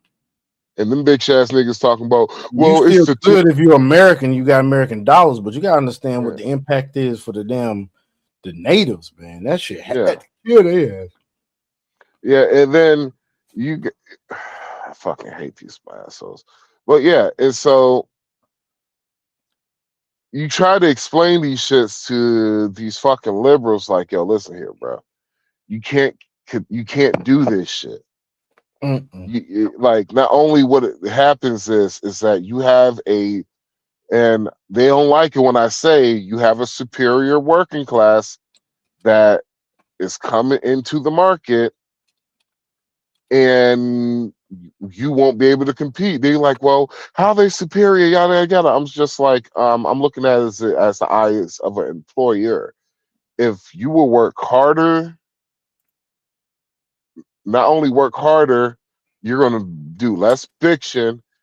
And final thing that most business owners like, and I could pay you less. Of course, they're a superior workforce. Stupid motherfuckers, can't stand. Let's keep going, man. El mensaje fue claro. Decenas de personas se congregaron el domingo frente a la mezquita que se construyó. So she just basically said they are gathering in front of a mosque, protesting. En Punta Cana para manifestar su rechazo al Islam en la República Dominicana. Because of the manifestation of the Islamics in the Republican Dominicana. La convocatoria estuvo encabezada por el empresario y consultor jurídico Isaac Colón junto a Robert Martínez. I thought she said Punta Cana. I thought she said it is in Punta Cana. Yeah. It's in Punta Cana. Okay. When the protests happen in Punta Cana, yeah. Un llamado al gobierno de proteger la nación ante lo que ellos llaman una religión extremista. Yo le pido al gobierno, por favor. They're just saying they're resisting the Islamic increase in population there. And once again, people, like we said, we've heard all about the Haitians being deported from the Dominican Republic, and a lot of us black would be like, "Oh, that ain't fair." Now we're getting more details into it. The details are it was a lot of fucking Muslims. Yeah, and they were breaking laws and shit, Sharia law. We're gonna get into a little Sharia law before we go crypto. And they've been, been taking a lot of the fucking construction jobs. They've been taking a lot of jobs from the Dominicans. Fucking up the economy over there. The economy's already fucked. The economy's already making it worse. Like the same thing that's the same thing that the United States did for Argentina, I guarantee probably next year we're going to be doing the same thing for the Dominican Republic. Well, it is what it got to be. Currency exchange. muchas veces escucha los llamados sociales. Que nos escuchen. Amigos del Nuevo Diario, María Hidalgo les reporta desde Punta Cana. Hoy nos encontramos frente a la mezquita Nurul Islam, la cual fue detenida su construcción por el Ministerio de Vivienda y Edificaciones debido a supuestas irregularidades en su construcción y que, como pueden ver, hoy se encuentra en las fases finales de su construcción. Hoy, República Dominicana, encabezada por el pastor Víctor Medina. When she says construction, she's talking about construction. Is she fine? I can't see her face. You can't really see her face. Islam, de la Sharia y específicamente de la construcción de esta edificación. Aparte, She got is building. Dominicana marcha hoy en favor de la ley del diputado, o bueno, el proyecto de ley propuesto. They're marching in agreement with the law. Por el diputado Elías Wessing Chávez, que propone controlar la construcción de mezquitas, regular el Islam To control the construction of the mosques. y prohibir la Sharia extremista. Hoy estaremos brindándoles todos los detalles. Something about Sharia extremity. That's crazy, dog. That's crazy. Boy, That's if crazy them Dominicans allow Sharia law down there, I don't know what. Well, that's not gonna happen. That's not gonna happen. I highly doubt it.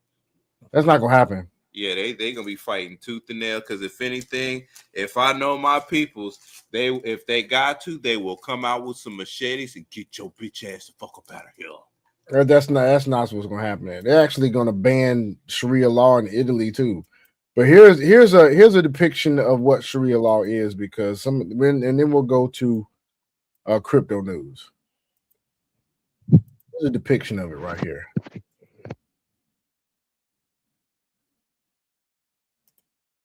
Reason I can't even begin to fathom. It seems like the newest fad is people from non-Islamic countries trying to normalize Sharia law. So let's talk about it. Sharia law isn't some sort of spiritual system that promotes kindness and modesty. Sharia law is an Islamic political system that dictates every aspect of your life, from what you can think, to what you can wear, to what you can eat. Anyone who thinks Sharia is compatible with Western civilization either has no idea what they're talking about, or they're lying to you. For starters, Sharia law doesn't even believe in equality. Men are treated differently from women, and Muslims are treated differently from non-Muslims or infidels.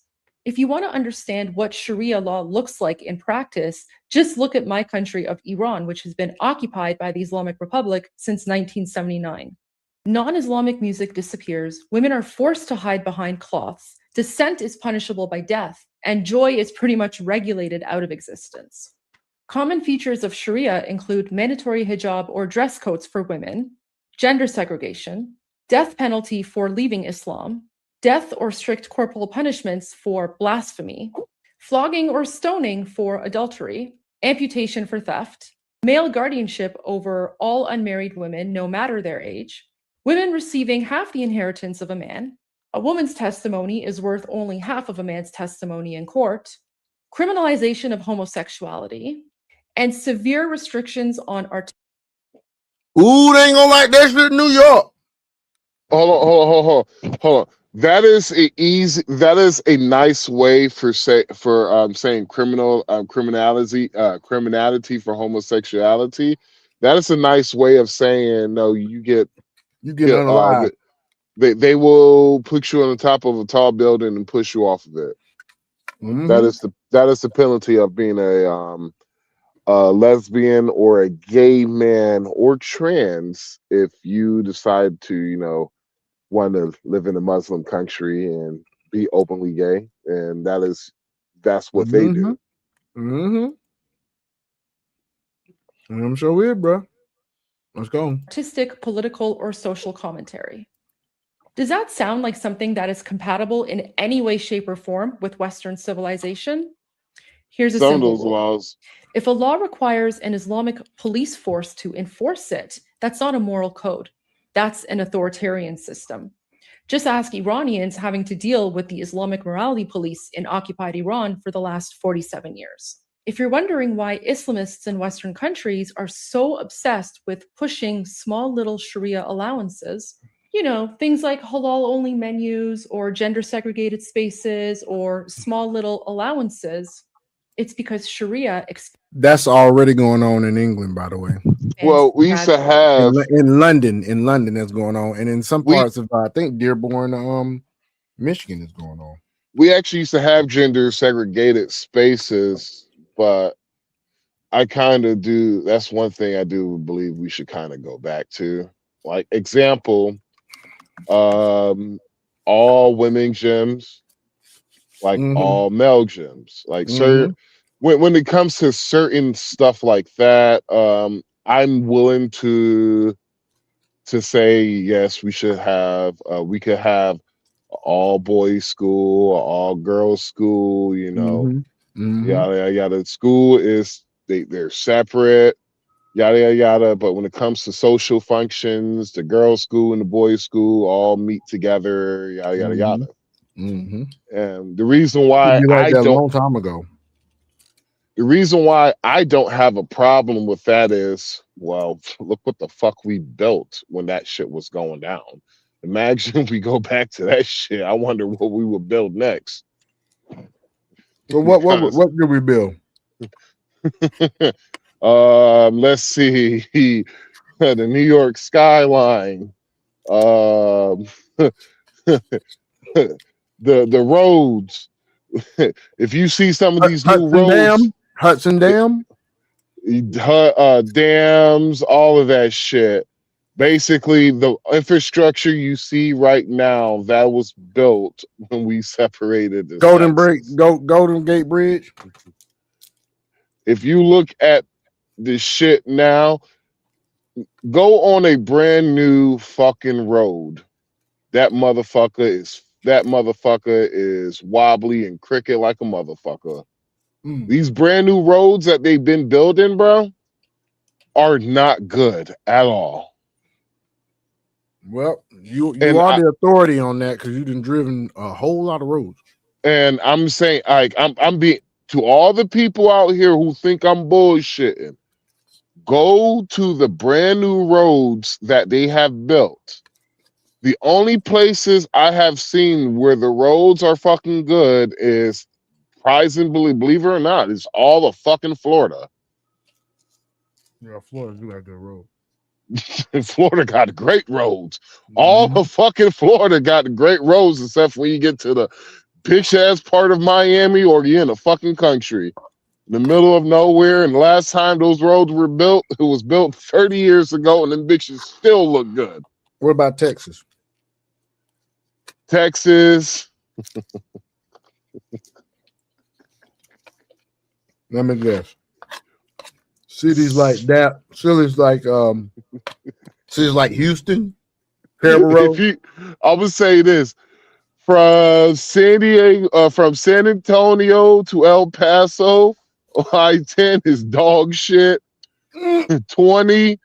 Once you get 100 miles outside of Fort Worth, dog shit. Arkansas, dog shit. Shit, I ain't gonna get on Tennessee. You know, Tennessee don't like me like that, so I'm gonna skip Tennessee. Psych, dog shit. A lot of these roads, you be like, yo, what? You gotta understand, I've been driving for about 15 years. 15 years driving total. You know, that includes non-CDL and CDL. So about 15, 16 years, right? Damn. That's a lot of so a lot of these roads that are being built now were the roads that began like 10 years ago. Like, like the I-70 from Dayton, Ohio to Indianapolis. They've been working on that shit as long as I've been driving, bro, on some real shit. And they still ain't finished with it. And I-70, and I already seen some of the new roads they got on ice. Some of the new roads they have built. It's dog shit. It's like I'm going again. If it's snowing and I gotta drive this bitch, I'm killing somebody. I'm killing like a couple of us. Fuck it. Like it's the Rose is just complete hot fucking garbage, bro. And this is where we at now in society. A lot of this shit that we are building now, it is not fucking good at all. Look at the buildings. A lot of these buildings don't have no characteristic, doesn't have no form of art.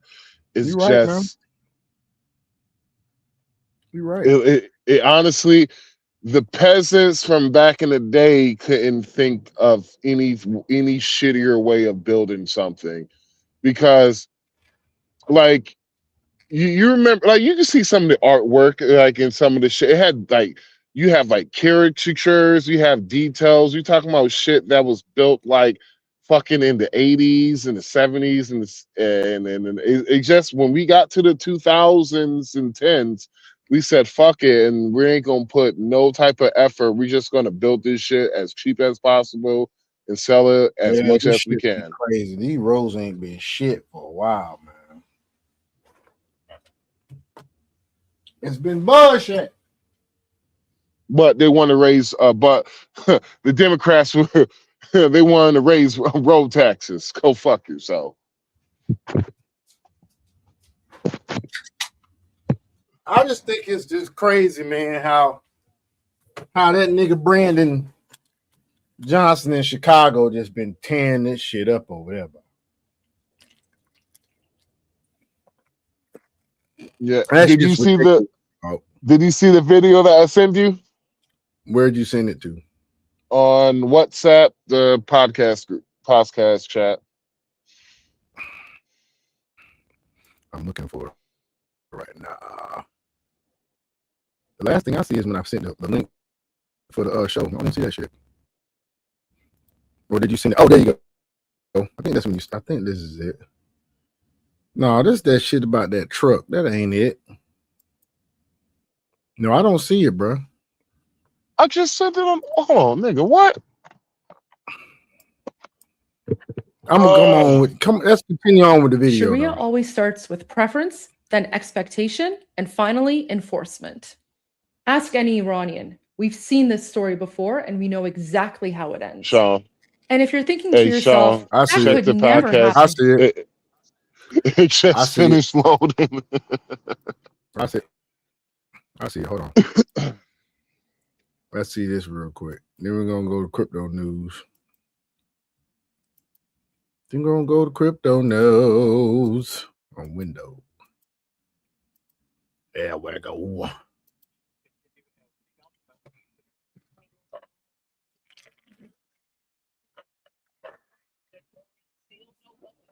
You could barely hear it.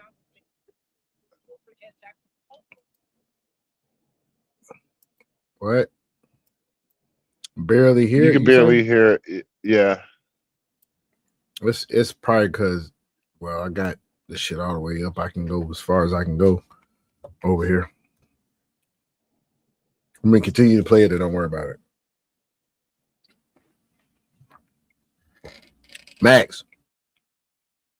Max, I can't hear you now. Try play it. Yeah, don't worry about it. You can't even hear it, bro. All right.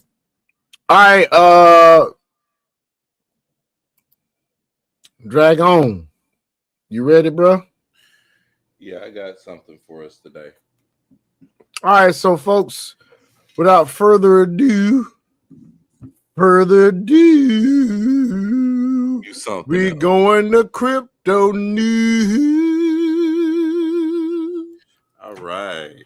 Well, today we have something awesome, which is Phantom Wallet has started rolling out its debit card in the US, letting users spend on-chain stable coins through Apple Pay and Google Pay.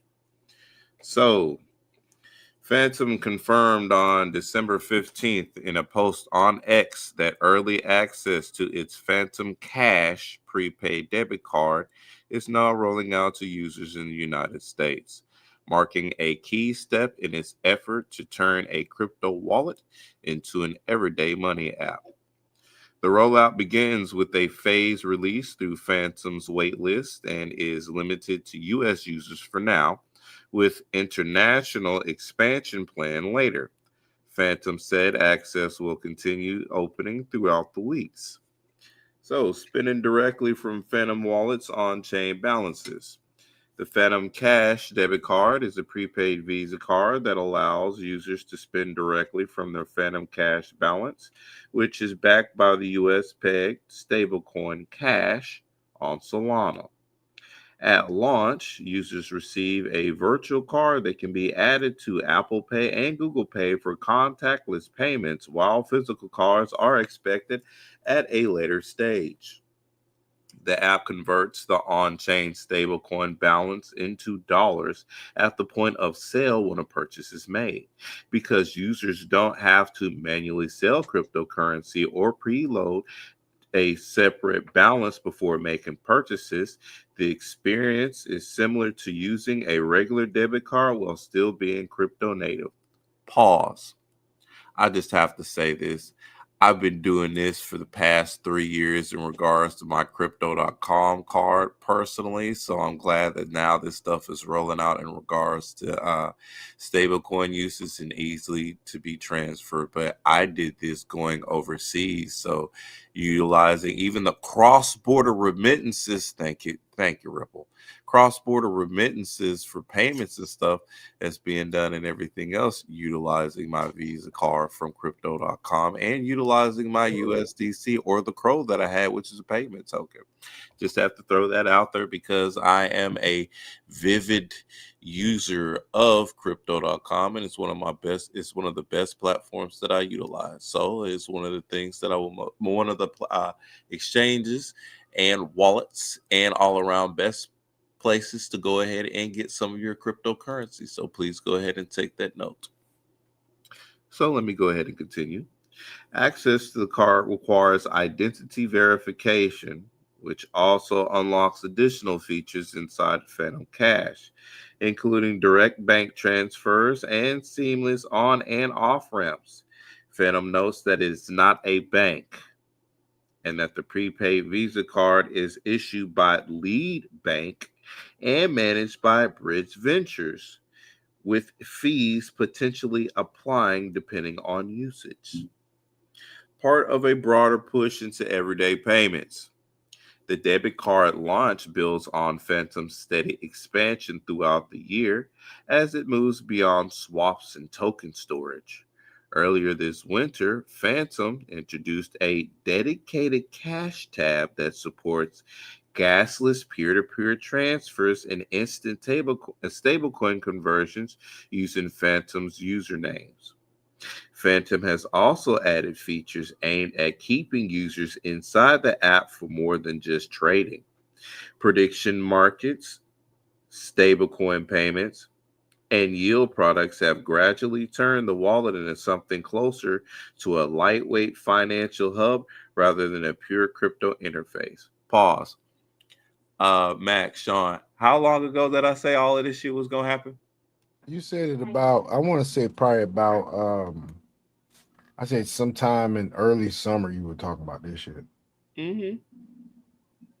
Okay. Hold on, Dragon. I missed what Dragon said. What Big Dragon said he was right about again? I said how long? Basically, that what you just said. Whatever, yo. But yeah, I have to say this so that way people can understand the implications of what's happening. We told you folks this shit a while ago. Everything is going. So, Dragon, the funny thing is that I was talking to my friend the other day, and I was telling him how he gets into crypto and everything. And so I'm talking to him, and I was like, dude, if you get in right now, you're going to get in before the I was like, before the major investors get in, like before the big banks and all of that. And I was just like, oh my God, I turned into Dragon. I mean, but you're right, but they're already in it now. They're in it. So that's why I said and I'll continue the article. But folks, I have to go off on this a little bit. That's why I really have to congratulate you guys. Like, seriously, I really have to congratulate y'all for looking, listening, and taking action. Because, mind you, there's been 5 XRP ETFs that's been dropped so far out of 18 that's coming along the way. There's only so much that's in circulation. Mind you, there's a total amount that's been locked up from Ripple. They're not giving out anything. And also remember, we've even covered Ripple Prime. Ripple has come up with its own treasury. Remember that they came up with $1 billion like damn near within less than a fucking week in order to go ahead and get their treasury as well too. So if Ripple is creating its own treasury reserves just to make sure that there's some in reserve, the company itself has some locked up in escrow, which at X amount of times, they unlock it and they relock it again just to make sure that there's enough liquidity coming out. And then now you have the banks that are utilizing the aspects of it because they can't hold some, because remember the SEC had gave them the green light in order to do so that way they can do to be an intermediary as well.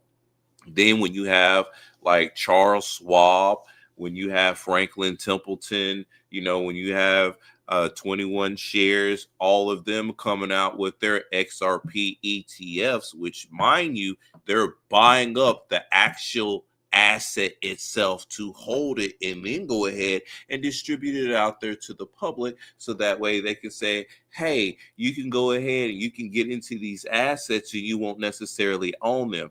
Hence, that's one aspect of what, the head person of BlackRock, Larry Fink, said, that you will own nothing and be happy. That's because they're getting everybody focused on this other stuff, so that way they can buy it all up and then present it out there to say, hey, you can go ahead and you can get into this new asset class, which is available. But for the pioneers that was making sure that they jumped ahead of time, it's like, no, motherfucker, I'ma own something to be happy, bitch. You got me fucked up. Now we own something and we're fucking happy. Because for those people that want to get into the ETF route, I would say go ahead and do so. But mind you, I just want to go ahead and tip you off to something. In one XRP ETF, it's going to cost you $25 just to get one share. While XRP right now on the down market, in which they're purposely pushing it down so that way these institutions can finish buying up stuff. But you can either get one share of an ETF for $25, or you can go ahead and you can get some XRP for $2. I'll let you choose. Just think about that. And then you actually own the asset as well too. Because eventually there's going to be a supply shock. And I know I'm just talking about Alexa, XRP turn on studio lights. There's going to be a supply shock eventually, which means you're not going to be able to get it. Because, mind you, the major institutions, financial, all of them is buying up these assets right now as we speak. The marketplace is on a downward spiral on fucking purpose. First off, so that way they can go ahead and buy it up on pennies on a dollar. And then so people can get burnt out and be like, well, I need to go ahead and sell it right now because of this and that and everything else of what's going on around me in the economy, because I'm not dollar cost averaging correctly. So I need to sell these assets, which is going to allow those same institutions and myself, mind you, to buy up those assets. So that's what's going on right now. Now, let me go ahead and continue. Let me finish up. Phantom has also added features. Oh, I went over that. With more than 15 million monthly active users across Solana, Ethereum, Bitcoin, Sui, Phantom is now entering a space that has grown increasingly competitive. Other wallets and exchanges have launched debit cards tied to crypto balances, but Phantom's approach stands out by keeping funds on chain until the moment of purchase.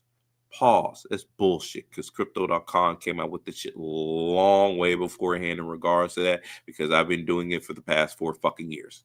Anyway, for now, access remains limited, And the company has urged users on the wait list to be patient as the rollout continues. If adoption holds, the debit card could become one of Phantom's most visible features yet, quietly testing out how comfortable users are spending stablecoins in everyday life. Let me add to that real quick. The reason why it's taking them a little bit is because they need to take features from aspects of like crypto.com and Coinbase, because mind you, those were the two first major exchanges to come out with utilizing a Visa card for you to be able to spend and utilize your crypto. For one, Coinbase's Circle, USDC Circle, Coinbase, stable. Oh, what's the name of the platform that's going to come out with the card again? Oh, it's called your Phantom Wallet. Phantom Wallet. Yeah. If y'all come out debit card, I'm about to abuse the shit the same way I did with Coinbase, nigga. Yeah. You better be smart how you label shit, because I'm gonna be real. I was running it up on Ethereum. I was running it up. See, and they changed it now from you, because you can use that if you want to, but they urge you to utilize the stable coin route, so you're actually doing the money aspect. And that's what I do, because I convert my XYO that we get from using the coin app from us, driving and walking around. I'll convert that XYO into USDC, which we get now. It's like 5.8% APY is what we get just for holding, and then they give us an do it with Satoshis too from the Ember app. Yup, from that too. But we can also got $9. Goddamn, just pushing the damn button last month. Right. That's not including the extra stuff, which is like betting and everything else of which you could potentially get and whatnot. I mean, on that app alone, I think you can get up to what, like $6,000 within a year annually. Because I know on Tip Nano it was $1,800 up to $2,000 annually. In regards to that, that's still a free $2,000. I don't know. I'm just gonna run it up, dog. Fuck it. That's what I do. I'm gonna run it up. Gets to a certain point, I'll put that shit in my treasury, and then I go from there. Convert that shit into stable coins. That's the other thing I want to state to people. Now, mind you, none of this is financial advice as to what we're talking on here. We're just giving you metrics and other stuff of what we do and how we operate from the news of what's being presented to you guys. I still got beef for coin. I'm mining right now. So am I still got beef. I'm in my Celia app. Y'all gonna give me my fucking coin, my miles back, bitch. Mm-hmm. Like now, so. What year did you know about Coin Dragon? About the coin app? Yeah. I started that in 2022. So I had a coin. I forgot when I started mine. I was still working with this was about, I think I had coined the same year that it came out. I think it came out 2014? Yeah, around that. Actually, I take that back. It was 2021 when I first started utilizing coin, because that's when I first started doing deliveries and stuff around that time. So it was at the end of 2021 going into 2022. So my coin in the app from the time I had it a month when it came out, from time when it came out to the time about 2021, it was running constantly nonstop on my phone. Yeah, they changed. So, and what happened was I lost all of my shit. What? Yeah, I lost all they took away all of my shit because I was not active for 1 month. What the fuck? Yeah, and that's the reason why I remember when you was telling me about coin and all that shit. My blood still. It was because I was. It's like this. Whenever I'm like, I'm a truck driver, so I just pulled it. I'm just going. And right. so, that's what I do with deliveries. And Iraq, man, you got to realize from 2014 until like you're talking about at least 3 years of that time I just lived on the road. And so you're talking about 150,000 miles of all of that shit from Coinbase per year gone. And I was so fucking pissed. That's the reason why I was so pissed off, bro. I was like, man, fuck Coin. That was it. Shit, Coin got me and Pilot got me with the points. But my bad, brother. Keep going, bro.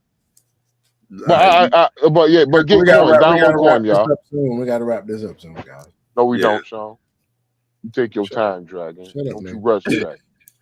But yeah, taking that and then borrowing, lending, and everything else. This is just the stuff of what we do here. So you guys can get some leeway and understanding as to how to navigate these new waters, because there's going to be a point in time here in the future to where ain't really nobody going to be doing any type of working. So the question is, do you have the assets and that has yield bearing capabilities that you can wind up borrowing against and then turn around and make even more money with the investments of what you have put back for what you had and then quadruple that? That's the question that I have for the people coming up, because you may not want to accept this reality, but as to what's coming, robots is taking 90% of motherfucking jobs. So if you fall within that 90%, you got this depreciating cash on hand. Why not putting it into an appreciating asset like we just said? Franklin Templeton, Charles Schwab, hell, JP Morgan's all over the motherfucking map with doing some shit. Even I don't trust him for nothing, but that's just me. JP Morgan's doing something. Mind you, Citibank, what was it? Citibank, Bank of America, and another bank just met with the SEC in regards to utilizing cryptocurrency and other stuff. So if you have some of your top major banks going to the U.S. government in regards to utilizing stable coins and crypto as a whole, your president has signed that into order. You see it all over the place. Why aren't you getting into it is the question. Why aren't you being ahead? Because that window of opportunity is pretty much fucking closed. Hey, Dragon, we got to start having you do consultations because you give out too much information for free, bro. You really think so? You give out too much information for free. I fucking know so, bro. Boy, I'm trying to tell you. Yeah, ain't no think so. I know so. You got to start just hitting the points, like doing maybe a top 10 list or something that you've seen in some articles and hitting some quick points, because people getting so much free information. We need to start putting up on the banner. We're going to start putting your information out for them to get in touch for consultation, because you're giving away too much shit free, dog. Okay. Well, I ain't touch on the aspect to where they can really make some money, and y'all need to make sure that y'all check y'all parents. And I'll just say it like that, so I won't be giving out too much. Just double check your parents to make sure for no impairment loss, because there has been some slippage in the marketplace. So hopefully, because you've noticed that, you've taken that out, watched the dip, and then replace that in there. So when it goes back up again, you guys will be fine. So. But put your profits in USD, and put it in RLUSD. Yup. You know what I'm saying? And then do your thing, play the dips, put your profits. Yup. Keep playing the market shit. Do some DeFi. Yup. You already know. Liquidity pools. Keep mining on your apps.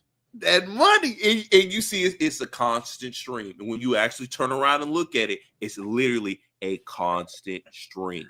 Constant stream. Yep. Constant.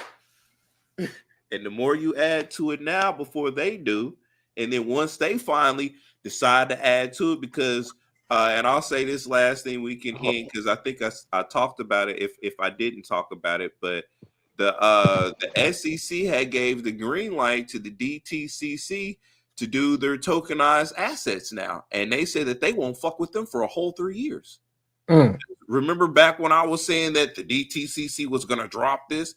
Mind you, they have that patent with Ripple, XRP, and Stellar, XLM, for cross-border payments and remittances. And you know they do up to $4.5 quadrillion annually in regards to that. So if they went ahead and got a patent with Stellar and with Ripple, so that way they could do cross-border payments, you know, the remittances and other stuff, and that's how much money that's going to go through. How big do you think those networks are eventually going to or are going to be? Because that one entity just does 4.5. We're not even talking about all the other ones that are out there as well too, which eventually is going to make those prices go up. Because here's one key thing that I want everybody to remember, and I will definitely give out this stuff for free. Those are technologies. So the more that the technology gets used, the more that you're going to wind up seeing the prices go up. Same thing like with XRP, because XRP is a technology. Because people be hooping and hollering about, well, why is the XRP price moving up? Why is it down? Why is this and that? Because they're getting themselves into position right now so that way they can fully implement and utilize this technology. I mean, Ripple is literally the glue to all of this financial shit. I done drop pictures and everything else like that, schematics, done shown this shit and everything else. And remember, I done told people this. Do not forget, Ripple is the one that built the frameworks for the banks in order to do shit in the first place. So they playing all this games and everything else. But I done said this shit years ago because Ripple is the interlaying network for this shit. So because Ripple is literally the interlaying network for your banks, institutions, and all your other shit, in order to do this stuff, it will behoove you to not hold that asset. But you can go ahead and buy it for $25 a pop if you want to. Yep. And the funny thing is, you know, like Ripple is the banker's coin, in my opinion. They're the only motherfucker that's legitimately chartered from the federal government.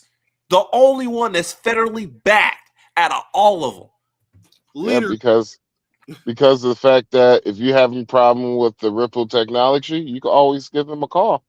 You can't do that for Bitcoin. I don't know if you can do that for Ethereum, but I think no. Can't do it for Dogecoin for damn sure. Okay. And then Ripple is the only one to where, remember, they've given out RLUSD to give for tuitions and other stuff for schools. I mean, you even have, and I'm going to say this slightly a little bit, but I'm not going to say too much, but you even got certain individuals like BlackRock doing certain stuff with RLUSD on the background, utilizing the XRPL ledger system to do certain things, but they even utilize RLUSD themselves. So if BlackRock Group, which mind you does over $11 trillion in assets under management, if they fucking around with that, what you think?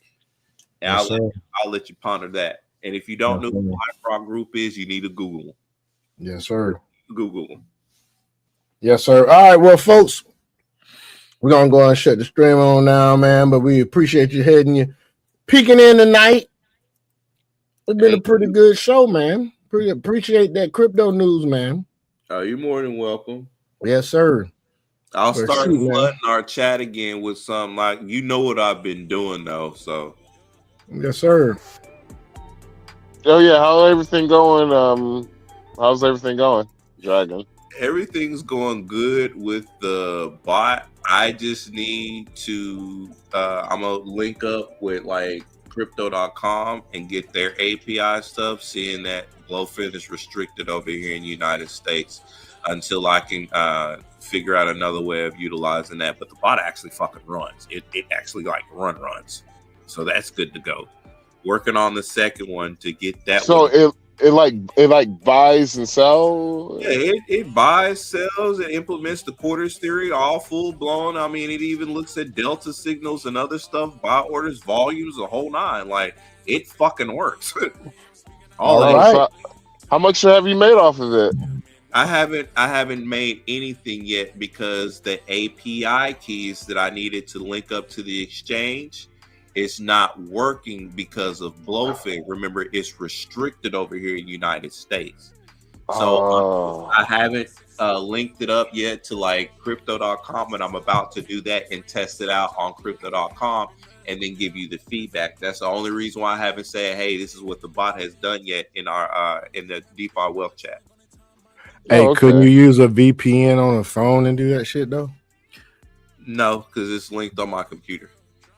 Okay, you could put a VPN on your computer and put yourself like somewhere like Switzerland, nigga, and do that shit.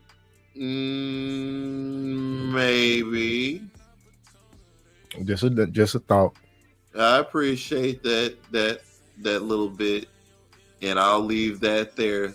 Because it's funny that you would say Switzerland, because it's like I kind of link to Switzerland anyway because there's stuff that I do over there, but I'm not gonna say what. But yeah, just know you got a Swiss bank account. That's all I'm gonna say. All right, man. All right, dog. Hey, Max, in the last words. The feds has entered the chat. You stupid, dog. Pretty much. Yeah, it was a good show tonight, man. Yeah, man. Anyway, man, folks out there, hey, first of all, tell y'all something, man. Don't be sitting here, man, being a sheep, man. Please don't. Wake your ass up, please, man. The fuck up.